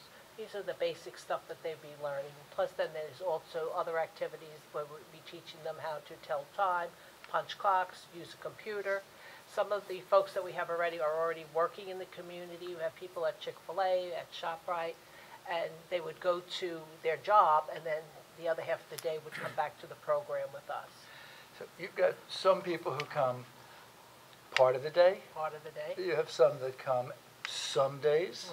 You have some that come one day a week. Yep. And some who might be there 5 days Right. a week. The maximum number of people who could be on the premises as your clients would be capped. Right. Not by state law, but you're prepared to Right. cap it based on your working understanding of these people's needs. Yes. What's that number that would cap? We'll probably be capped at 25. That would be on the facility on site. There's 25 clients, Yes. correct? 25 clients at the site. And again, some of these people are living in group homes. Correct. Some are living with their families. And how do they come to the building? The people that live with their families would be dropping them off and then be picking them up. The ones that live in the group home, we would probably be picking them up. Mostly we have a group home here in Howell. We have 4 ladies. Those 4 ladies will probably come, a van would leave the facility, pick them up, bring them there, and then bring them back home. There's also Access Link, which I guess you're all familiar with. There's some people that are in the community that would only come in part-time. So Access Link could bring people. Right. These community transportation systems. So that's not someone parking on your site. No. And vans, you own We own the vans. They're minivans. 10 of them. 10 minivans that you send out to bring the clients to the site. Correct. Overnight, those could be parked on the Those would be site. parked there unless one of our group homes would want to use them, then we would just take it back to the group home. Employees to take care of the needs of these clients. We talked about this. There's no state law that tells you the No. ratio, but you've got a working knowledge of who you're serving. 25 people, what would be the number of people that you have? Probably 7 employees. We typically have a ratio of 3 to 1, 3 7. consumers to 1 person, again, depending on the individual. So to be absolutely certain that we are disclosing to the board the maximum parking of employees, we had talked about 10 to 15 people. Correct. So anticipated to be 7, but could be more. Right. And so just to demonstrate why our 50 parking stalls was designed to be more than adequate, we could have double that. Sure. Let's go back for a second. I didn't catch, how many employees are we talking about? Downstairs, Oh, I didn't do upstairs yet. So the downstairs serving the clientele is, the need is 7, but 10 to 15 is what we parked. And then upstairs, so I think we're pretty much finished Yeah. describing what Yeah. happens downstairs. Upstairs, we would have, there would be the administrative offices, and that would be probably around 10. But again, not all at the same time. This is administrative office, you have people who would need to have a desk and a Right, phone, right. but they're out servicing your facilities in the New York, New Jersey area. We have a nurse, we have an RN, she'll have an office there. She will have her files there. She'll go out in the community. She may stop in a couple hours during the course of the week to maintain her files. Basically, the HR department will be there all the time. Someone in HR is always there, receptionist. Myself, I'm in and out throughout the week. We have 2 directors, they're in and out. We do a lot of hands-on, we're out in the homes all the time, checking on the consumers, checking on our sites. We're scattered throughout New Jersey, so this is would be our base location. So how many total upstairs? There's 10. 10? We're looking about 10. But not all, like I said, not all at the same time. Each department has so many people, they're in and out. So you're looking 7 or 10 downstairs, so 20 employees. 20 to There have been- 25. 20 to 25, yeah. We feel all anticipated growth and being responsive to the clients, 20 to 25. And none of these people are capable of driving to the facility, correct?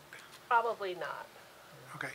We've had a few at one point in their life that may have been driving, but are not any longer. Do family members come to the site? If they want to observe what's going on, if they want to meet with one of our counselors to talk about specific things they'd like to see their son or daughter engage in, maybe they want them to learn some type of specific skill. So that number is very limited also. Yeah. The reality is that this type of facility creates great respite for the family members and an opportunity to have a necessary break. So upstairs administrative offices, downstairs we're serving the developmentally disabled, providing these life skills. And amongst the goals is to create skills where they can engage in employment. Correct. But there's no employment of your clientele here, just the training. Right. They have some training, and then they would be referred out to what is the DBR, vocational rehab, and then they would, work with them on different skills. So that's how that piece would work with us. We really try to, like Ken said, give families a break. Specifically, a lot of you may know the baby boomers. They've kept their children at home, and now, their children are 40 and 50 years old, and they need that break during the day while they're waiting for an alternate placement, maybe in a group home or so. Now, is there any overnight? No. No overnight. No overnight. So, and your hours are very limited. Right. The clientele, the services for the clientele begin at? At 9 o'clock in the morning to 2. The way the DDD, the Division of Development, pays us would be through a Medicaid waiver, but they only pay for 5 hours a day. So our staff would come in the morning, take the van, pick them up, bring them back. They'd arrive between 9, 9:30 or so, and then they would leave at 2 to go back to their particular residence or home. Your administrative offices could be? Well, they stay till 5. Could until 5. Or like tonight, a little later. Okay. Is this just Monday through Friday? Yes. And before we began this testimony, I asked Noreen to be careful with the numbers because I know how important those numbers are to the board in determining the adequacy of the facilities and the intensity of the use. So those hours that we just shared and the number of employees and the number of people would be served, you'd be comfortable if those were memorialized in any relief that the board granted. Mr. Chair, members of the board, I have no further direct questions, but what's your favorite topic? I hear you correctly that your program, because the state is closing institutions, your program they're pushing this type of a program? What they're doing is they're closing the institution, so they're developing more group homes. Would that be like Marlboro, Greystone? No, those are mental health facilities. I'm talking about Princeton, closed down. North Jersey Developmental Center, Okay. Woodbine, they're still open. There's some that are still open because some of them have much older folks in them and they didn't want to move them. And But this these is- are strictly Division of Developmental Disabilities, not mental health or addiction services. And the state is pushing this type of... Well, they're pushing to get the people out into the community, into group homes, and then if, based on their budgeting, funding, is if you live in a group home, then the state has to pay for you to go to a day program. Thank you. Thank you very much. Any other questions? I have a question. Yes. Is everybody that attends the facility, they're all covered under Medicaid?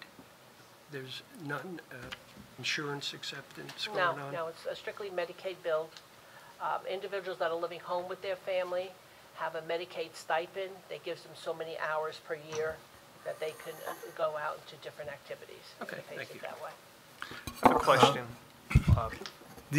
Your clients, where are they somewhat of a special education, like we have in our school systems? We have a special education, and is this a step after? This the will school- be after they turn 21. After they're Yes. 21, because they Yes. can't be taken care of by the school system. Right. So it's similar to that, to get Right, them so it's the educated it's to the age move out. into society. Yeah. Okay. I just had a question. I wanted to follow up, Ken. You indicated that EHAB already operates a facility here in Howell Township.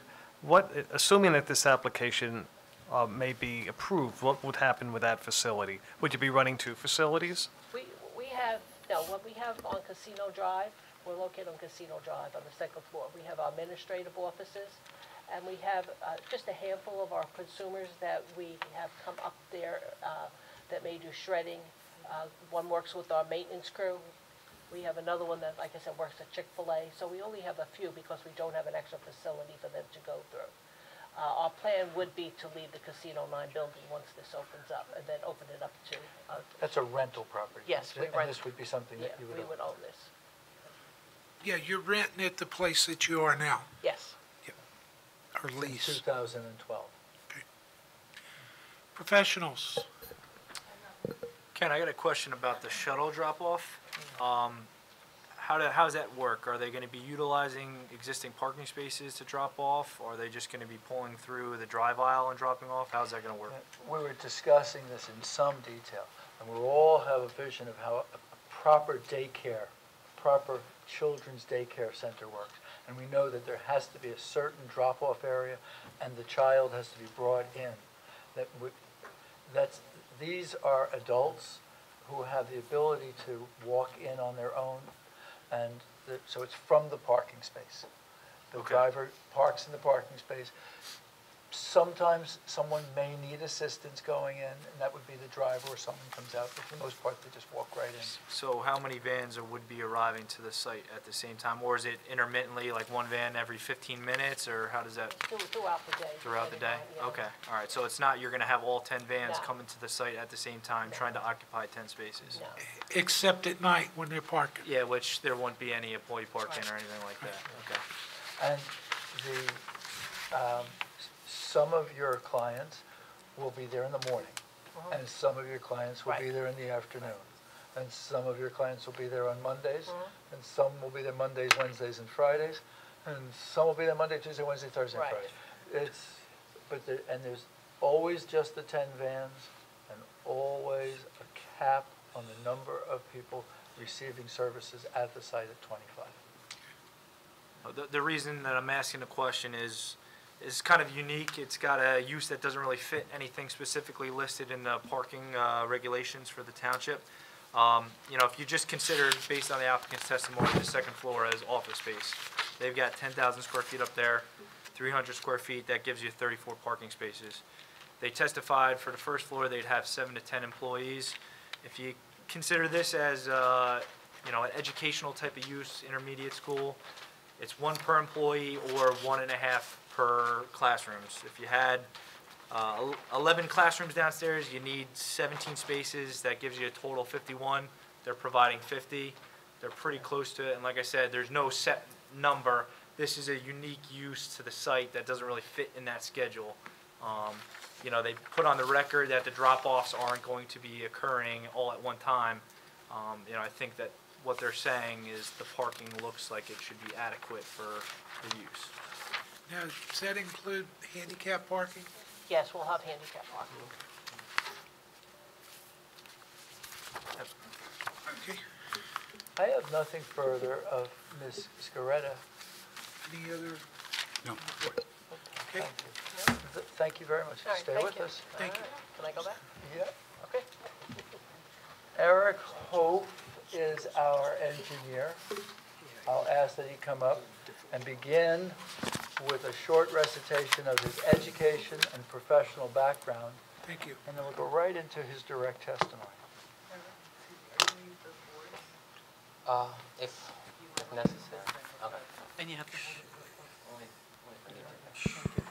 You either have to hold it real close or you got to speak real loud. Okay. Dr. Phil. So if you could take a few moments, Eric, and share with the board's professionals and the public your education and professional background. Yes, I graduated from Rutgers University in 2006 with a bachelor's degree in civil engineering, and I have been working at Burton Engineering for nearly 13 years. And what licenses do you hold? I am currently a professional licensed engineer in the state of New Jersey.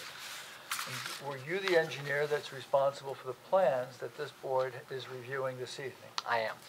And have you testified before boards previously as a professional engineer? I have. And have boards found your credentials sufficient to recognize you as a professional in your field? They have.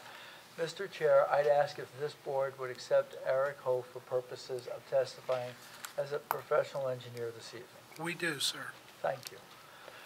I'm going to ask, with the benefit of the boards, maybe if you take your notes and the microphone over by the board, I'm going to ask if we could go through the presentation of this to the board, beginning with locating the property, just sharing with the board where this property is located in Howell Township, perhaps the road intersections. Excuse me, that easel that's facing towards you, could he spin that around a little bit and that it faces towards us? Yes. Yeah.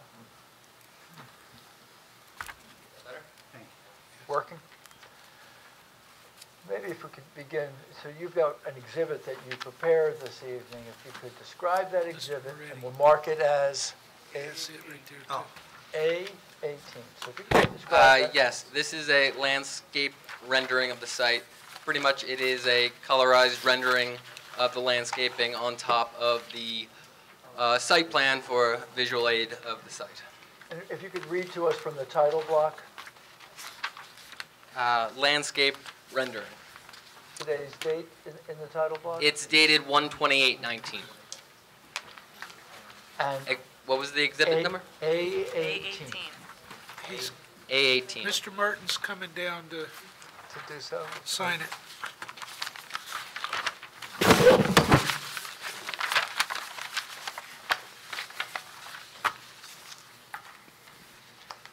Thank you.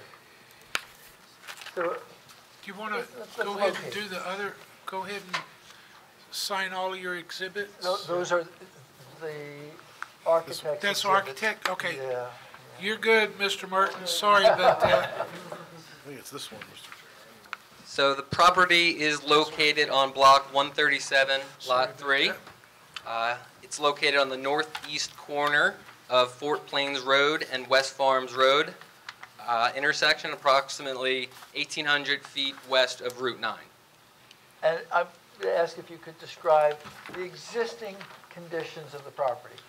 Currently, the site consists of the one residential dwelling and a detached garage and 2 sheds in the rear of the property.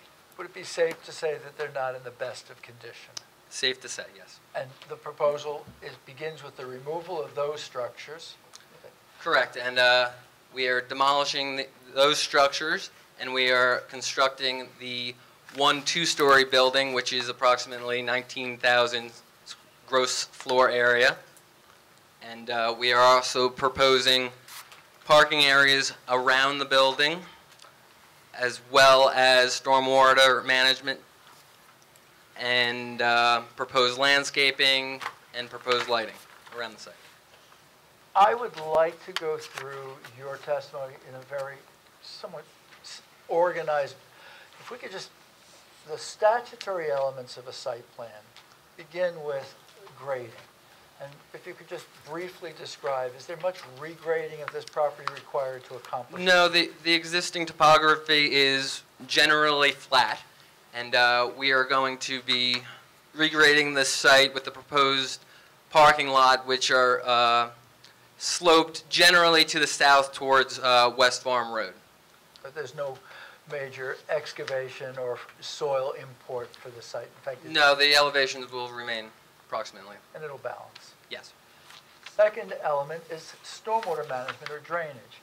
And if you could describe just generically the type of stormwater management system that you've designed for this site. Yes. Basically, we have 2 underground detention basins and 1 triangularly shaped above-ground basin, which is seen here to the south of the proposed building. You designed those systems? Yes. You have an obligation to design to satisfy the DEP stormwater management as well as the municipalities. Were those the criteria that you utilized in designing these? Yes. Privately owned, privately maintained, no burden on the township associated with these drainage facilities, correct? That is correct. Yeah. And I know that there's considerable back and forth between you and Mr. Cunliffe over the past 2 months, working out the details of the drainage. Just going to, I'm sure the board will ask him later, but I'm going to ask you, are you comfortable advising the board that you are comfortable satisfying the few technical requirements that Mr. Cunliffe has brought to you? I'm confident we can satisfy the remaining comments. Correct. The third element of a site plan is the circulation, and included in circulation is parking. Begin, if you would, with circulation. If you could just identify the means of ingress and egress to the adjacent roadways. We have 2 proposed 2-way driveways, one located on Fort Plains Road and one located on West Farm Road. The driveway on Fort Plains Road will have no turning restrictions, and the driveway on West Farm Road is a left turn egress restriction. The site circulation, we have 2-way circulation around the building with the primary driveway aisles will be 30 feet in width. There are anticipated vehicles to come to the site. Minivans, cars, trash removal vehicles, always emergency vehicles, and the deliveries which we anticipate to this type of a facility, I'm going to say the UPS type vehicle. Are those vehicles, are all of those vehicles accommodated on this site? Yes, they are all accommodated on this site, specifically the trash collection, the delivery trucks, which will be a box truck or smaller. We have a 60-foot wide loading zone in the rear of the building. Also emergency vehicles, and the other vehicles would be for employees and the client transport, which would be the minivans. Amongst the review letters that were provided to the applicant was one from Chief Lewis. Chief Lewis reviewed the plans and indicated that the driveway that is located to the rear of the building, if you could, for the benefit of the board, identify, he indicated his preference that that driveway be one way instead of 2 ways. I believe that we can easily accommodate that. Is your testimony that the on-site circulation of all anticipated vehicles hold true if we follow Chief Lewis's recommendation? It does. We can make that one-way moving, because it's only 22 feet in width. That's why he recommended one-way traffic. We can accommodate that, and we can make it one-way from the West Farms Road moving north around the building this way. And all other driveways would remain 2-way? Yes. There was also, you were here as Noreen discussed the anticipated parking requirements. I'm going to just ask, is in fact your design 50 parking spaces? Yes, we have 50 proposed parking spaces, including the 2 handicap spaces located by the front entrance. And the loading dock? Yes. So 50 parking spaces, a loading dock, and a circulation system designed to meet Chief Lewis's requests and provide adequate on-site circulation for all of the anticipated vehicles. I believe so, yes. I want to ask you, at both driveways, do you have unrestricted site visibility? So someone coming out of the site onto the adjacent roadways, straight? It's pretty flat, there's no change in directions. I'm confident saying there's sufficient site visibility at both site driveways. AASHTO site triangles can be accommodated for both driveways? Yes. So the next important element of a site plan is the landscaping. And I'm going to ask, it appears that there's considerable landscaping, but it also appears that Ms. Spiro has given us a report dated January 23rd saying, like to see some more landscaping. Share with you board members, we actually met with Ms. Spiro in the offices and then at the site to gain her insight. I can speak for the applicant that the report that was provided to us, except for the technical requirement of berms around the perimeter, which we can't accommodate and save the mature trees. With the exception of point number 1 of the report, all of the other recommendations are acceptable to the applicant. You could indicate that all of the other recommendations can be accommodated on the site. Yeah, I reviewed that January 23rd letter, and we can accommodate, I feel confident that we can accommodate the remaining comments. There was a neighbor who's here this evening who asked if we would work with him, and when we're doing tree removal, if we would remove a tree that is on the common boundary of, and we're going to as long as it's acceptable to this board, agree to remove that tree that he asked that's in his fence line on the common boundary. If you could indicate where that is on the site. I believe the tree in question was along the northern side of the property, along the fence line over here. And right now, we were going to leave the tree, but we can remove it. As long as we have your permission, we've been asked by the neighbor to take it down. That's up to Sherry. Okay. There was a tree on the northern side that was pretty much in the fence. And I believe when we met on site, we didn't know whose jurisdiction that was. But we can remove it if everyone's okay with that. There was some trees growing in the fence, you know, it was like right on the line. So yeah, the fence was in the way of the tree, so. Was it a big tree? Really, I'd have to go out and take a look. Do you know? I think the issue was, it was actually growing in the fence. Yeah. In the fence. 18-footer? 18-inch caliber. 18, yeah. 18 inch. Yeah, 18 inch. So, I can't. Yeah, I'll take I got the glasses, I mean, We can take a look again, but, you know, if it's growing in the fence, then the tree's also compromised. You know, it's not good for the tree either. It could cause a dangerous situation, you know, if you let it go. Well, it's also close to Fort Plains Road, too. Yeah, so if it's a big tree and it's causing damage, I'd take it down because it will fall down. With permission. We That's can what we're also looking provide another tree just inside the fence, a decent distance away, to replace that screening. Your ordinance identifies when an applicant does not have sufficient lands to replant all of the trees that need to be replanted under the tree replacement ordinance, that we need to ask permission from you to participate in the tree replacement fund. So our goal is to follow the directions of Ms. Spiro's report, to add the understory landscaping and trees that are recommended.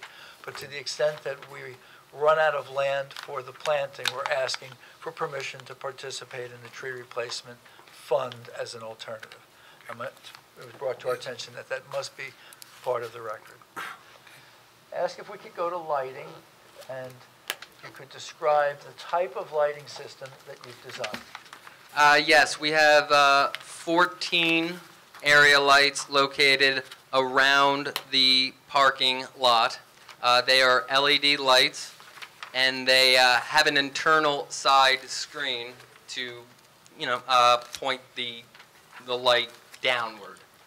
I understand that the lighting plan originally was more intense, and that we were at a approximately 2.5-foot candle average, that working with staff, you've reduced that to 0.83 average, but that would, even 0.83 as an average would require waiver relief. We're asking that we be permitted to have an average foot candle from those 14 light fixtures of 0.83 foot. Mr. Pate, can I ask a question? With the hours of operation, why couldn't you just bring that down to the .05? Is there a reason to bring it within the ordinance? Because your hours of operation are 9 till We till can provide 5. a dimmer system for when, like approximately 1 hour after the closing, we can reduce the lights to 25% intensity. We've done that in the past. If we target the 0.5 as the average, we're going to get dark spots. So Well, I'm asking. It's a really low average. I would say, I think the suggestion with the dimmer is a good one, because we do have some residences in those areas.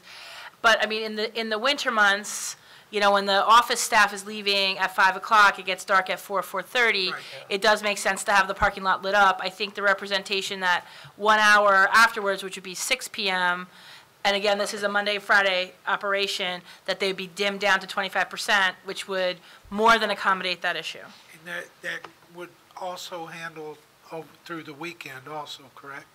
I would think you wouldn't even have them on, you know, other than the 25% on the weekend. I don't think they're necessary when the office building isn't open. Yeah. Anyone who owns an office building knows there's no time that you want it to be dark. Well, Dim, I totally but never agree. dark. I agree. Especially on this road. Dim, but never dark, yeah. And then last, the statutory site plan element is signage. And other than traffic control signage, there is no monument or pylon. There's no proposed ID monument sign right now. The only proposed signage is, as you said, traffic signage such as stop signs, no parking, pedestrian signs, etc. Ken, Just a building identification. there'll be some building-mounted signage. There'll be a building identification built into the Will architecture. Eric or will your architect provide testimony regarding? We'll do it with Nabil. Okay. Yeah. I have no further direct questions of Mr. Hope, other than to ask, have you had an opportunity to review the staff reports? Have you in particular looked carefully at Charles Cunliffe's reports, the engineering reports? And are you comfortable advising the board that you can address the open items in those reports? Yes, I'm confident we can address the remaining items. Charles, you want to go through that real quick? Yeah, so to go back and backpedal a little bit, Ken had mentioned, obviously, that Eric and I had been going back and forth regarding the stormwater system. One of the details that Ken hasn't gotten to yet is the site is particularly unique. The West Farms frontage and Fort Plains frontage are immediately adjacent to residential zones, so there's a 50-foot residential buffer required along both of those frontages. The stormwater basin in the configuration they're showing requires relief from both of those buffers. So one of the biggest concerns with the stormwater design is I wanted to make sure whatever they presented to you at this hearing was the final layout of what it is, so you know if you're going to rule on this, this is what we're granting. You know, we went back and forth. I'm fairly confident that they are meeting all the regulations as far as, you know, water quality, peak rate reductions, and all those things. There's some minor details as far as, you know, site plan, putting a curbing across the emergency spillway to establish the elevation, some other minor details, but my major concerns with the stormwater, I would say, have been addressed. Ken, is the planner going to be addressing the buffers? Yes, All right, yes, so thank you. I'll leave that off for right now. As far as the circulation aisle, so you said you got 30 feet across the three sides of the building. It's just the rear of the property that you have 22 feet? Yes, that's correct. Is there any reason you don't have any additional space to widen that up to get 30 feet? Obviously, you don't want to go closer to the property line, but can you narrow the sidewalk area or that grass area closer to the building to get closer to 30 feet? So You're we talking around this, Yeah, so around the east side of the building, you're proposing a 22-foot wide aisle there. You have a lot of green space between the curb and the sidewalk. Is it because you're maintaining the loading zone there that you can't? It is. It's because of the loading zone. And now that if we comply with the fire department and make that one way, I think 22 feet is more than enough. Thank you. You still need a variance for that. A 22-foot one-way driveway? I think that's, You're in my Mr. buffer, baby. Yeah. You're in my buffer. Oh, in the buffer, Still need a yes, variance. yes. As far as some of the other waivers that are required, along the Fort Plains Road frontage, they're not proposing any sidewalk, apart from immediately adjacent to the entrance. I will note that there is existing sidewalks that the township put in along West Farms Road going down to the Fort Plains corner there. The board should consider whether or not, they feel that extending sidewalk from the Fort Plains Road entrance to the intersection there is warranted. They are providing some internal site walks from the building to the existing sidewalk on West Farms Road that the township has recently put in. As part of their stormwater infrastructure that they're installing, you have an outflow pipe from your underground basin that ties into a new pipe system on West Farms Road. That's correct. So you're going to be disturbing, some brand new curb and some sidewalk along the roadway there. You would agree to replace any curb, sidewalk, any pavement restoration that's required? Absolutely, yes. I know typically you try to keep the trench as close as possible, but once things starts going, if it's wet, trenches get bigger. I would recommend at least an 8-foot wide mill and overlay pass along that gutter, unless the township engineering department has some, further direction during the, approval process. But I would say 8-foot minimum for a mill and overlay along the gutter there. If I could, as Mr. Cunliffe points out the sidewalk, I recall 2 meetings ago, meeting with Jack and Mr. Cunliffe. If the board would like to see that sidewalk along the front of the property, we take no objection to it. So that's We didn't see its I'm necessity, gonna leave but that, let's leave that up whenever Jennifer gets on board. She usually addresses that.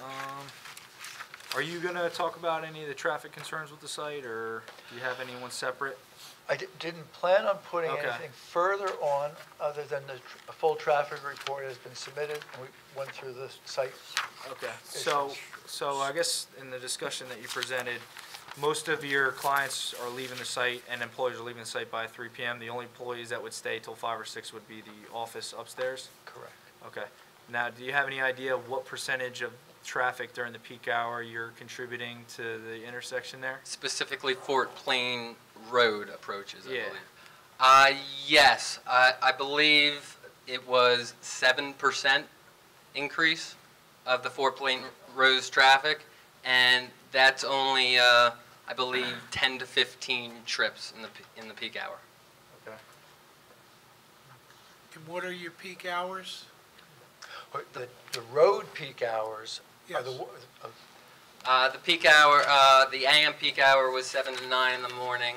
The PM peak hour was 4 to 6 in the afternoon. That's for street traffic.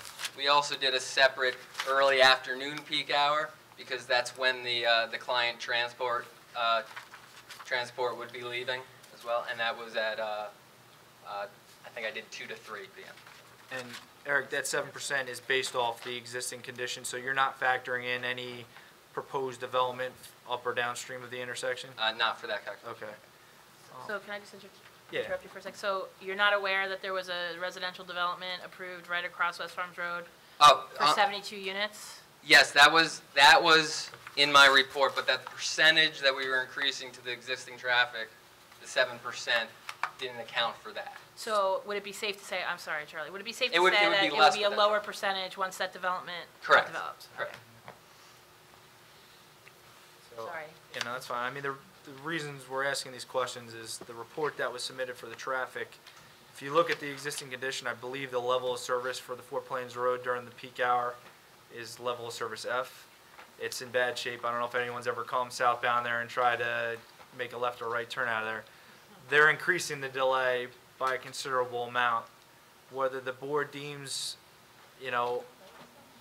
whether this applicant needs to contribute some pro rata fair share towards any future traffic light, whether that ever comes to fruition, I think they need to consider that, and, their percentage of traffic should be considered in that determination. The development that was approved across the street, was there any discussion of traffic light there at Four Plains and West I don't Orange? think it met the warrants for a traffic light, but they definitely improved the approach if you're heading north to that intersection, because their access onto Four Plains is south of the intersection. Correct. And then I think they also have an access onto West Farms Road, but up farther, closer to the Home Depot. So I don't think there was any conversation. I mean, we asked about it, but I don't think that the development met, the intersection did not meet the warrants for a light. There wasn't enough traffic in the peak hour. So at level F, that's what I don't understand. Level F is just seconds of delay. I know. So there's, you need to be more than, if we had to put a traffic light at every intersection in town that was a level F, there'd be a light at every intersection. So they went through it, and trust me when I tell you, we had to hear that case twice because there were some issues. And they got beat up pretty hard on the traffic, and they went through that with a fine-tooth comb, and it did not meet the warrants. And then whenever you're saying a level F, that's only a certain peak, right? That's not all day long, correct? Nah, in their report, that's specifically for the PM peak hour, which I think was from 5 to 6 p.m. That's what I'm saying. During other hours during the day, West Farms Road, it's no breeze, it's the through traffic. Other portions during the day, you're operating at level services of C or B, better. Couple more items I just want to ask a question on. The existing septic system and well on site, that's going to be evacuated, and you'll provide certificate of abandonments for that? Correct. Okay, what's we got? The exhibits that were provided to us, you guys submitted an application to Monmouth County Planning Board, and there was some comments from them regarding the stormwater issue needing to be, is that in the works? That's all? Final. That's final? Okay. That's final. All right, and then one last comment from the Monmouth County Board of Health. The kitchen that you guys are in there, that's not going to be a retail kitchen. It's just for lunchroom. Lunch stuff. Okay, all right. So. It's a microwave. All right. I got nothing further at this time. Okay, what about waivers? The biggest ones for your waiver and variances is going to be the buffer for the residential along West Farms and Fort Plains. That's the biggest thing. You got not That's only a variance. It's a variance, right? It's not only the stormwater basin, but your parking area, at least along Fort Plains Road, is located within the 50-foot buffer there. And then the eastern property line, even though it's technically zoned HD1, there's a house on that lot, so the way the zoning reads is a residential use or zone. So on that side, the drive aisle in its entirety, plus the trash enclosure, would be located within the 50 feet.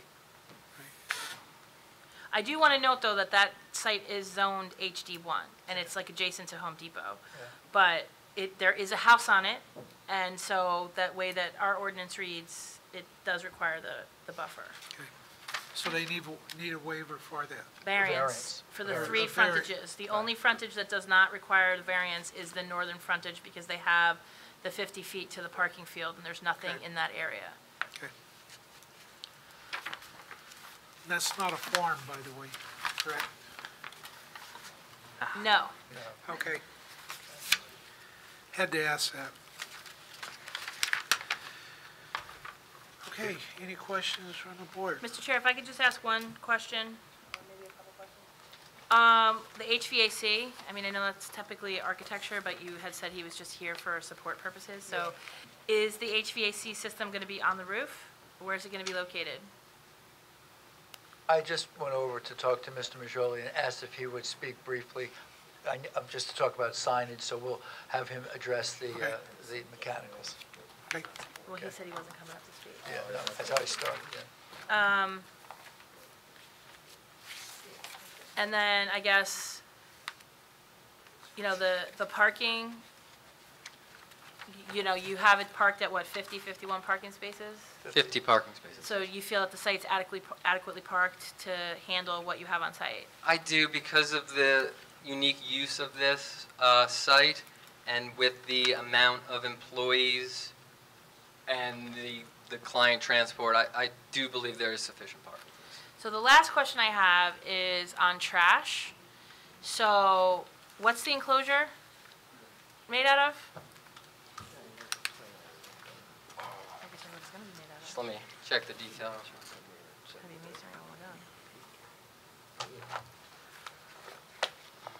Looks like a block wall. Well, that's what I'm looking for. I believe it's a Masonry CMU block wall, but He has the detail, I just don't do it right now. That's fine. yeah, it's a block wall to match the building. So the question I have for you is that if that drive turns to one way, what way? And how is the trash going to be collected? I would say it would be one way coming from West Farm Road, and I would say if it's a front loading, it can go in here, back up, and then go So out. now you're going to basically push the truck through the balance of the site, which is the way you have it designed now. The truck could utilize that driveway and get out without having to go in the front of the building, right? It could, yes. So it's just something to think about. I don't think it's ideal to have the garbage truck circulating through the whole site. I know that the Fire Bureau always wants a 30-foot wide drive aisle.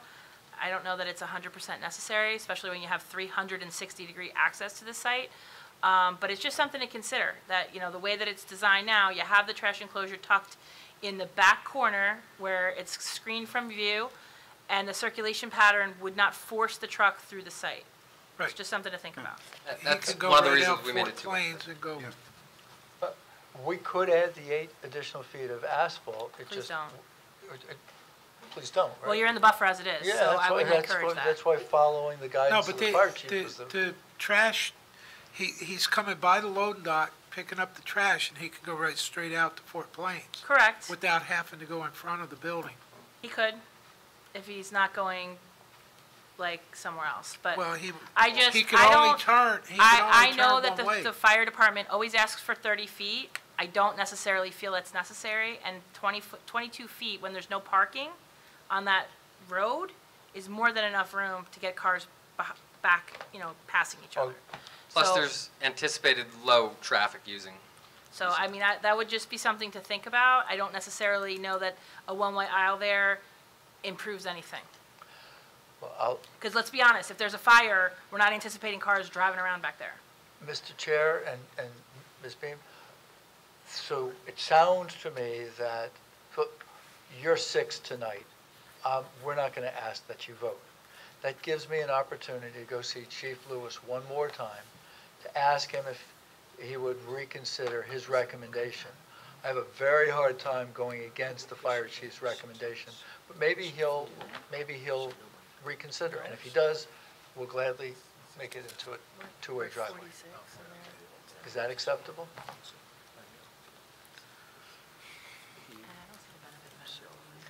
And, you know, RSIS actually says you can have 18-foot I know. roadways that are two-way, so.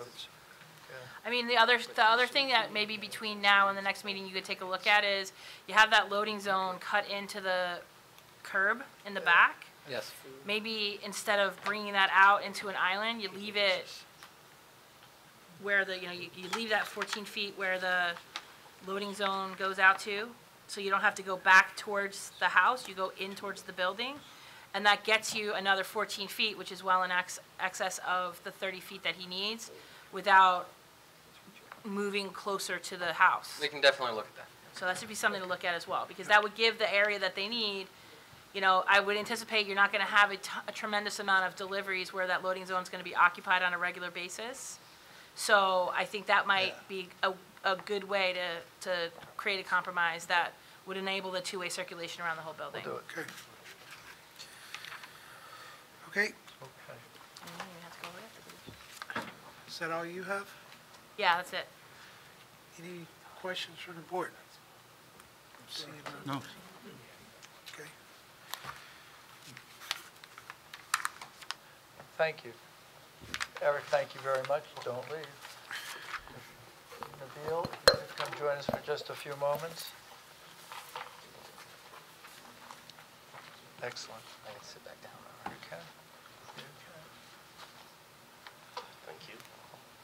I'm going to ask if you could begin by sharing with us your professional and educational background. Yes, I have a bachelor's degree in architecture. I graduated in 1989. I'm sorry, can you hear me? Yes. I have more than 25 years of experience in the architecture field. I am a licensed architect since 2004, and I have testified before several planning boards before this meeting. And those plans of that beautiful building were designed by you? Yes. I have three questions for you. Yes. Nabil. The first is, it brought to our attention that there were architectural elements on the roof that created a height variance. You redesigned your building and resubmitted plans about 2 weeks ago. Were those plans that were resubmitted designed to remove that excessive height element of the building? Yes, I think this is regarding the this accent tool. This accent tool was 45 feet, and now we lowered it to 44 feet. So it no longer requires a D6 variance? No, it's not required. Second is with regard to signage, and it's my understanding that the outside facade of the building has no signage. If you could describe to the board how the building identification is accomplished. This building will be identified with an internal sign. You know, you have like a foyer that is 2-story high, and this signage, or this is like a logo of the company and the name of the company. And this will be internally. It's going to be inside the envelope of the building itself. So it's not out on the outside of the building. The building identification is inside the vestibule. Yes, and it doesn't require any mounted lighting on the building itself. The last question I have is your HVAC and mechanical systems. Where do you propose to locate them? Yes, if we look at We need to identify those drawings. They're on here. this is the drawings that was submitted. Okay, you're good. Go ahead. A3 that was submitted to the board. If we look at all the elevations, you will see that there is a screening. We have all this mechanical unit in the top of the roof. Okay? So there's a shroud around the top of the entire perimeter of the roof Yes, that screens the HVAC system from view from the ground. yes, and it's shown in the elevation. It looks like, you know, the top of the building, yes. I think it's worth sharing. There's a dramatic architecture associated with this building. And the goal that was shared with me from the day that we started working on this is that this special clientele is part of what they're offering is a dramatic and very attractive building because it's going to become a central focal point of the special community's lives. Yes. I have nothing further of Mr. Majali. I know Jennifer's going to jump in, but I've got one question. Is there going to be a mural like this on the front? Yes, it will, yes. Is that on the window? This is not on the windows. This is about 2 feet away from the windows. So it's 2 feet inside the building? No, outside the building. Outside the glass of the building. Well, what is it made of? It's made of stainless steel. It's like metal perforated facade, you know? It's like stainless steel mesh, okay? Is there a detail of that in these Yes, plans it is. anywhere? If you look at the plan. Because that would be a sign.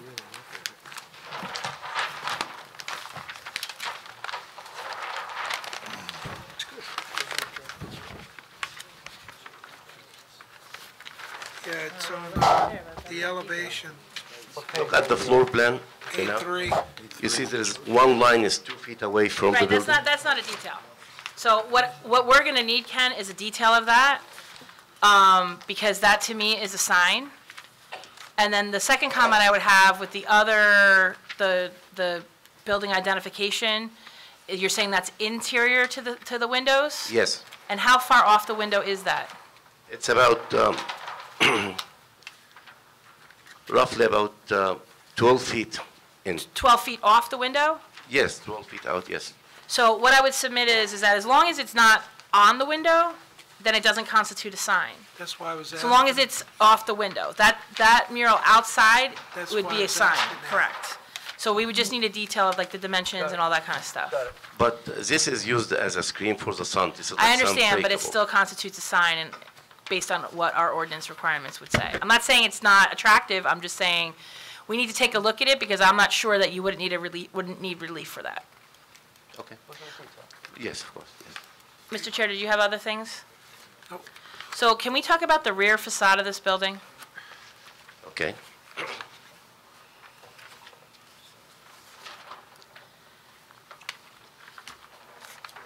So I know it's difficult because you have that pretty picture of the front, Yes. but the back looks pretty blank.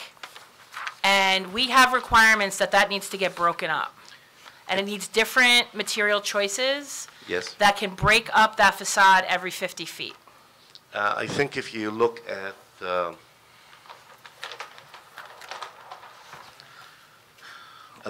back of the building, you're going to see that we don't exceed more than, I think, 50 feet maximum. And then And how we much have is, we have a jog, we have a jog. and how big is the jog? It's 50 feet. I don't think so. 50, 40, 50, that's what. How far? No, How that's far not in? what I'm sorry. It's about, I don't have a number, but it could be like about 5 or 6 feet back. Well, I'm going to request that you do something to make that look better. Because yes. the rear of your building Yes. is visible as you're traveling on West Farms Road. It's not a typical rear where it's in the back and you're not going to see it. So I'm going to respectfully request that you add something to that facade because as it stands right now, and I don't want to step on Ken's parade, I'm not loving the back of the building at all. You know what, if you have a color back of this building, it would give you more understanding of the material that we have. We have, if you look at the... I mean, I could say this, then provide that to me, but I'm here to tell you, and this board Yes. will attest, that this is an issue Okay, yes, that doesn't generally get waived. So you can certainly provide me with the color rendering of how the back of that building is going to look, Yes. but I'm just putting you on notice that as it stands right now, I'm not happy with the way the back of the building looks. I understand, okay, no problem. We're going to make sure that Ms. Beam is happy.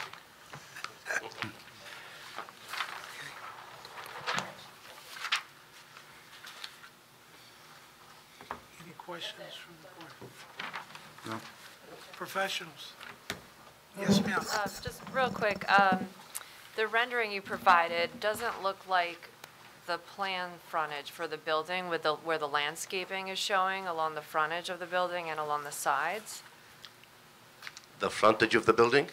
and the sides as well. They are showing foundation landscaping. That's exactly, this is the front of the building, Right. This is my foyer, and this is the side, which is this jog over here. Right. Okay, so this is exactly consistent with what we have on the site plan. But your rendering doesn't have any plant material on it. It just looks like you walk, right up to the building. You talk about the rendering, you talk about the trees and landscape? Right, the landscaping that's showing around the building on the Yes. plans is not, it doesn't look like those, like planting beds are on the rendering. No, absolutely, that's what we're gonna do. I mean, this is... Okay, so it doesn't match. plan, she wants you to show it on the rendering.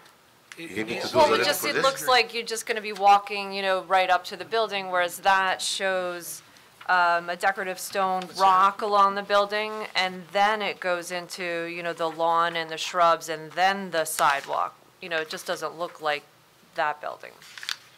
We were trying just only to show what the building looked like, but not the landscaping, so if you need me to add the landscaping, I am okay, I will do this. I just wanted to be clear on, what it will look like, especially for the board, that this looks like you walk right up to like glass windows. I understand, okay, thank you. I got a question, and this might also be for Eric as well. So on the site plans, there's a roof drain coming from the building going to the underground basin to the west of the structure. That roof drain, is that internal to the building? Is it mounted to the side of the building, or how exactly does that get to the basin? Come to the mic, if you don't mind. Yeah, that's an internal roof drain. Okay, so it's nothing building mounted. All right, so we had a comment on there about overflow drains. That would not be applicable if it's internal to the building. And just as a side note, they have provided an overflow for that underground basin, you know, separate of, you know, like a Y or anything like that.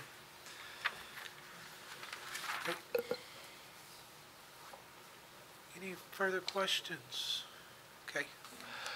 Then, Mr. Chair, with your permission, we'll conclude with Christine Caffone's professional planning presentation.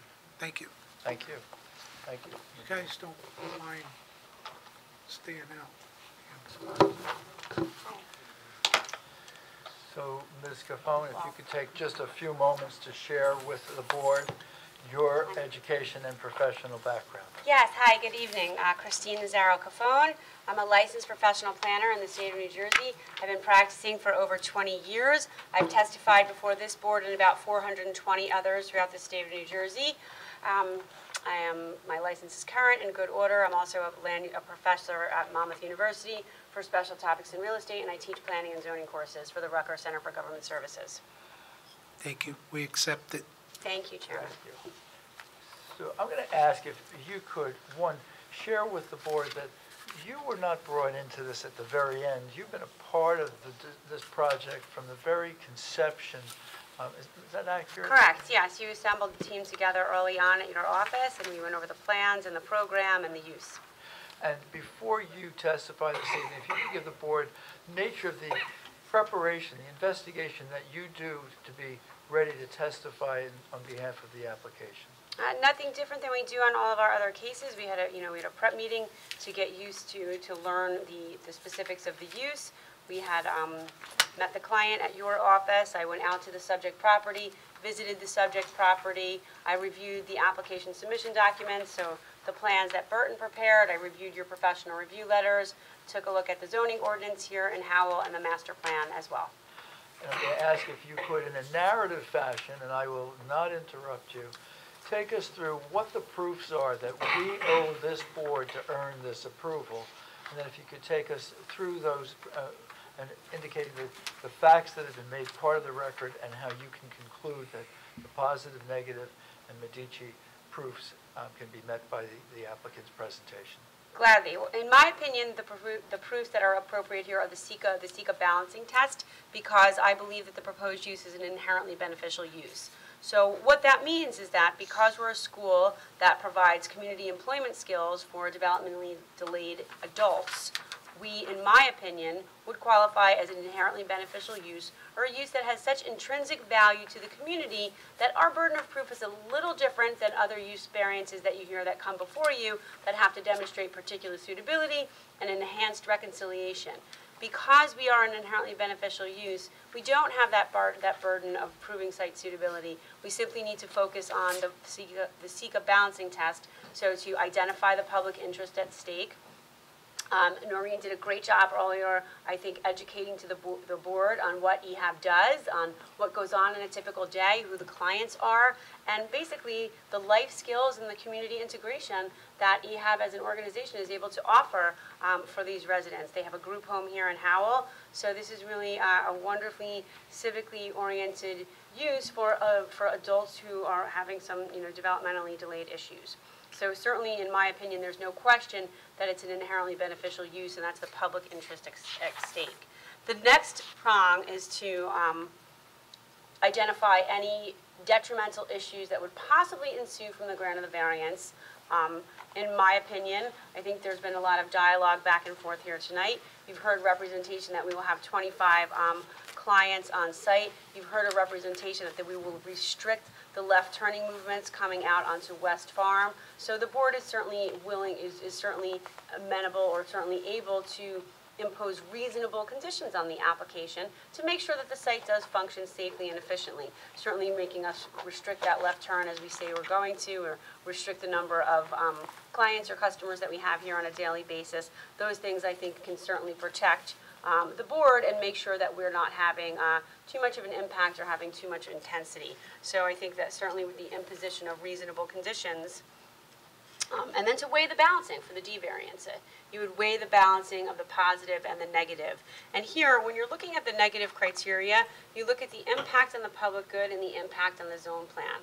The subject property is really what I would consider like a fringe property in the HD1 zone.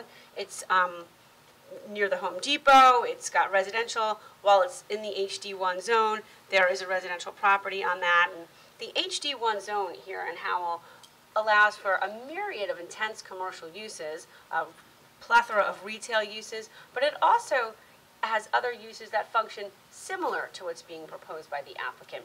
Offices are allowed, hospitals, healthcare facilities and medical centers are allowable, private schools, adult daycare facilities. So while that's not what's being proposed by this applicant, that's what is permissible on this property based on the underlying zoning of the HD1 zone. So I would submit to the board that, in my opinion as a planner, I think the use is actually somewhat less intense than some of the other HD1 uses that are allowable as of right, which is important because we are seeking the variance relief for the buffer. 3 sides of the property, we are, and the way Howell does the ordinance, because we need the buffers and then we also need setbacks. So here in Howell, we have to take the 50-foot residential buffer because we are immediately adjacent to a residential zone, even though we're in the HD1 zone. We have to take that 50-foot buffer, and then we impose our setbacks on top of that. So that is how we wind up with the rear and side yard requirement of 94 feet and a front yard requirement of 110 feet for the setback,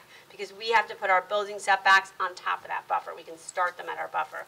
So we do need some variance relief from that. Mr. Huff had prepared an exhibit. We didn't mark it into evidence tonight, but we can if you would like us to. That shows that when you impose all of those buffers, you're left with a very, very small building. The building would be about 1/3 of the size of what it is. So there's definitely some practical difficulties here in balancing, creating those buffers. And I would submit to the board that what is in those buffers, in the southern one, which is along West Farm Road, we have the detention basin. On the western one, there is which is Fort Plains Road, you have the underground basin, and then to the east, we have the drive aisle. There's really no large structures in any of the buffer area, and we're not immediately adjacent to a farm. So while we have some intrusions into the buffer area with respect to parking, with respect to the trash area, with respect to the stormwater management basin. So yes, some of these things are occurring in our buffers, but clearly that has a much different impact on light, air, and open space than if you had a full building or an occupied structure. The other thing I would submit to the board, and I don't know what we have is marked here, but if you look at A18 in evidence, you can see that we've done, I think, a really nice job of trying to provide comprehensive landscaping in all of those buffers. So while we're not providing the berming and we don't comply with the exact letter of the ordinance requirements, I think we certainly meet the spirit and intent of that ordinance, which is to provide green space and make sure, I mean, clearly as planners, our goal is when we have a building, and the goal of the buffering is not to obliterate or completely block. It's to have a filtered view and soften the view from the streetscape. And I think if you look at 818 in evidence and all of the green that you see on there, you can, I think, be comfortable that we accomplish the intent of those buffers. We also, I did not participate in the on-sites with Ms. Sparrow, but our team did, and we went out, and we certainly are willing and amenable to meeting any of the conditions in her report and some of the suggestions she had there. So the other thing I would point out is as far as the setbacks, and while we are asking for relief from them, the front yard setback in the HD zone is 60 feet. The rear yard setback is 25 feet, and the side yard setback is 25 feet. So from a planning point of view, I think we certainly, this is not a building program that is going to be too intense than what is envisioned here. The highway development zone envisions fairly intense development. So I think that the use that we're proposing before you is actually a wonderful transition from the more intense highway development to the more residential zoning properties. So I think that that is something you can certainly consider when you look at the negative criteria and the impact on the public good here. Anything else? The last thing I would want to say is that while we don't have to do the enhanced reconciliation here because we are an inherently beneficial use, one of the objectives in the 2017 master plan reexamination here was to preserve the high level of public services and provide new facilities where necessary in order to accommodate population growth, economic development, and the changing needs of the residents. So I think that there's definitely a need for this type of use in this location, and I think that this is a nice way to accomplish that goal in the master plan, which talks about providing new facilities and meeting the needs of all of the residents. So taken together, I certainly think we meet our burden of proof, our statutory burden of proof for an inherently beneficial use. We've demonstrated the public interest or the promoting of the general welfare that's advanced. The land use law does not require you hold us or any other applicant that there be no detriment, just that the benefits of the grant of the variance outweigh any detriment. Here I think there is a clear outweighing of the detriment. While we do need some C variance relief for the setbacks and the buffer setbacks, I think the board can look at those as a combination of C1 or C2 hardship, given the fact that we did look at that and we did apply all of those buffers. And like I said, when you do comply, the building gets reduced to about a third of its size. So I think the board could look at that as the C1 criteria, unique piece of property. But in the absence of any hardship, that certainly the C2 are applicable, and that this is a better zoning alternative, and that the site and the building are adequately screened. So again, I see no substantial detriment if those variances are granted. Did I leave anything out? No, I'm fine. I have no further examination of Ms. Gaffone this evening. She is available to the board and the board's professionals for cross-examination. Ms. Beebe. So I would agree with Ms. Gaffone that the use is inherently beneficial. I think that it provides a needed service for individuals that exist in the community and the surrounding communities. So I do agree with that representation along the testimony. And I do agree that there are much higher intense uses permitted in the HD1 zone, like a quick check with gas, for example, which would be before the planning board, that would not have the same inherent benefit to the community and would have a much higher intensity traffic component than this site does. So I do agree with that testimony. I do want to touch on the buffers for 1 second. So along the western and the southern property line, the residential development that we're buffering are across the street, correct? Across West Farm. So if you were then to look and take part of the roadway network into your evaluation where you have cartway widths in excess of 40 feet, your development would be more than 50 feet from those residential lot lines. Is that correct? Oh, absolutely. So really, you're talking about the one lot immediately adjacent. I mean, I know that's not what our ordinance says. It's read across the street does count, but I did want just the record to be very clear because I know the board takes these buffer requirements extremely seriously, and it would take a very unique circumstance to get them to grant relief from that. So I just wanted to make sure that all the information was on the record, and that the property that's immediately to the east, although there is a house there, it is zoned HD1, so could turn into a commercial development at some point, but they are providing some screening in that area. I would just request that if the board were to act favorably on the application, that perhaps once the landscaping is installed, they coordinate with Shari to make sure that it's adequately screened and that any gaps in the landscaping we could fill in to make sure that it provides a true buffer. I would submit too that, you know, this is a pretty low intense user. You're not talking about a shopping center or a restaurant that's anticipated to get high level deliveries multiple times a day. And I would venture to guess that the dumpster would be emptied once a week. So you're not talking about a lot of activity along that property line that would create a significant detrimental impact to the adjacent use. And I do agree with what Christine said, that it's not no negative impact, it's a significant negative impact that's not outweighed by the benefit.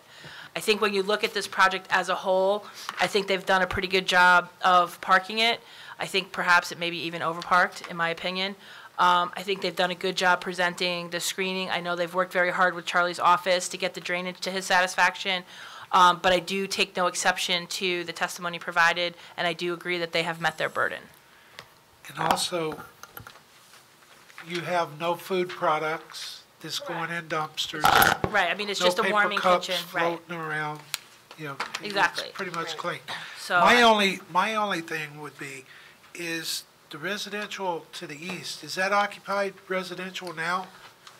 it looks like it, but I don't know for a fact. I know that, there's a individual's name on the 200-foot list, but he doesn't live, the owner of that property does not live in town. The Okay. address is an out-of-town address. It's like, I don't think it's out of state, but I think it's out of town. My question would be is if that property was to sell, being HD1, what would be the setback requirements between the two? There would be no buffer requirement. Exactly. So if it was, which is part of our thinking earlier in that coincident lot line, even though there's a residential use there, it's zoned commercial. So if a commercial use were to be put on that property, there would be no buffer requirement required between the two. So I think with the landscaping and the commitment to work with Shari's office to make sure that there's no gaps in any kind of proposed landscaping moving forward, I think you can accommodate the buffer without getting the additional, 20 feet or whatever. Mr. Chairman, just to Yes. piggyback on Jen's comment, so I do want to note that the applicant is proposing right-of-way dedication along both frontages, so they are getting more in compliance with the master plan as far as half widths. They are dedicating a site triangle at the corner there, as required per the ordinance. In working with our office, the original orientation of the basin actually extended further into the West Farms Road buffer, so they've actually improved the condition with this reconfiguration. One last thing I just want to touch on is there is a 4-foot-high post and rail fence around the basin. Technically, that is in a front yard there. The board would be required to grant some relief to that. I take no issue with it, given the use of the site and, being that there's additional landscaping screening, around the two sides of the basin there. I don't think you're gonna need it. Personally, How deep is the basin?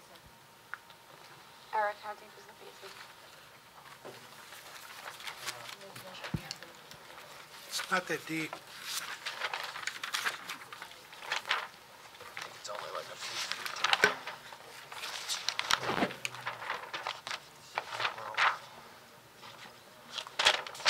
Roughly about 5 feet deep.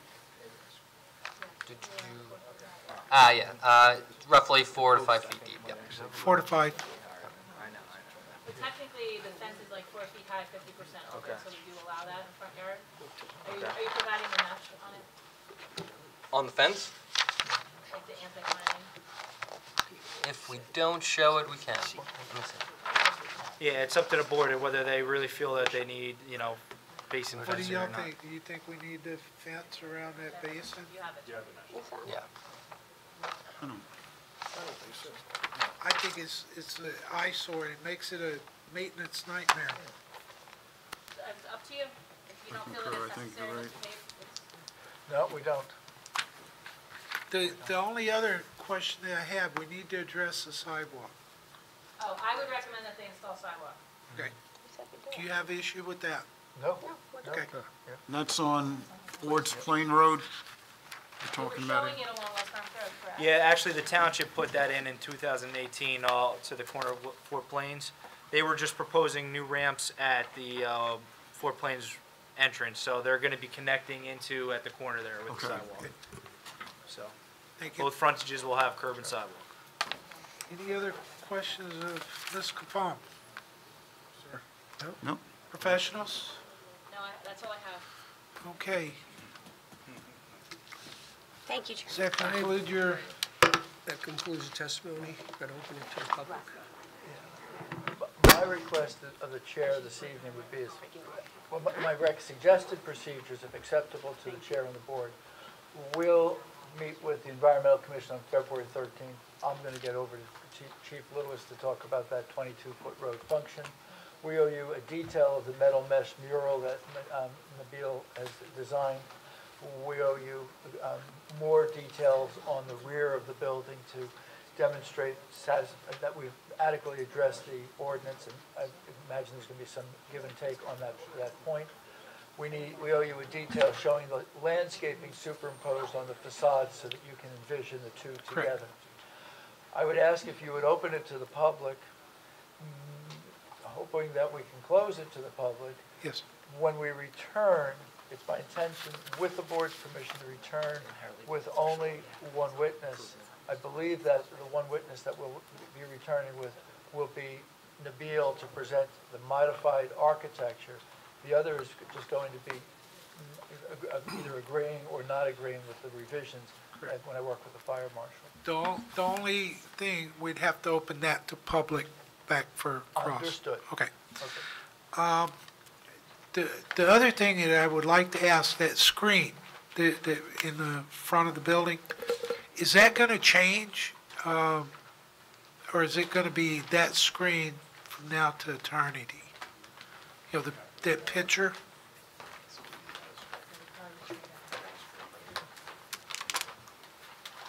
Wait, that's something he can answer later, but Yes, it's going to be forever. This is going to be part of the building itself. okay.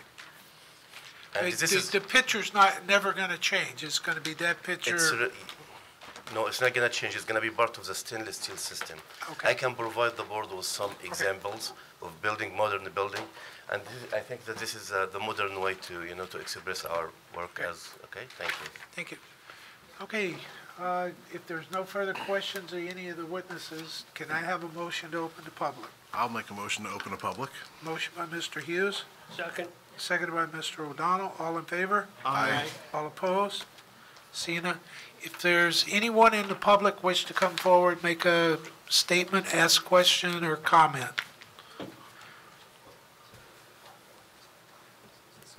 Seeing none, can I have a motion to close? Motion to close. I'll Motion second. by Mr. O'Donnell, seconded by Mr. Mertens. All in favor? Aye. All opposed? Okay, do we have another date? Respectfully, Mr. Chair, I envision that when we return, we'll probably be 10 to 20 minutes. We're going to make certain that we've worked things out with your professionals before we're here. Yes, sir. So I anticipate we're a 10 to 20 minute Okay. representation. How long is it going to take you to get the information put together? Just need to get to the other side of that February 13th Environmental Commission meeting, and then whatever the next hearing is after that. February 25th, which has 4 applications scheduled. One is yours, 6601 Highway 9 Associates. And then March 4th, right now has nothing, but that was a carryover from L&L from February 4th if they need it, so Why don't we do that? put it before L&L. Put it before March L&L. 4th. March 4th. Neil, would you be available on March 4th to come? Yes. Yes? Thank you. Then we respectfully ask that you carry this application to March 4th without the requirement of renotice or republication. Yes, sir. All of the commitments that I've just placed on the record will address before we are here. And look forward to seeing you again. Thank you, sir. Okay, case number BA 1825, EHAB Human Services, Inc. will be carried to March 4th at 7:30 p.m. with no further notice. We will need an extension of time. if you don't- On the record, an extension of time is granted through March 31st, 2019, and we'll follow it up with a written extension. Okay, sir. Thank you. Thank you. Okay, any further business of the board? I have nothing else. Seeing none, can I have a motion to adjourn? Make motion to adjourn? Motion by Mr. Moretti, Second. seconded by Mr. Hughes. All in favor? Aye. Zoning Board of Adjustment adjourns at 10:40. Thank you guys for sticking it out. I wanted to get done with that.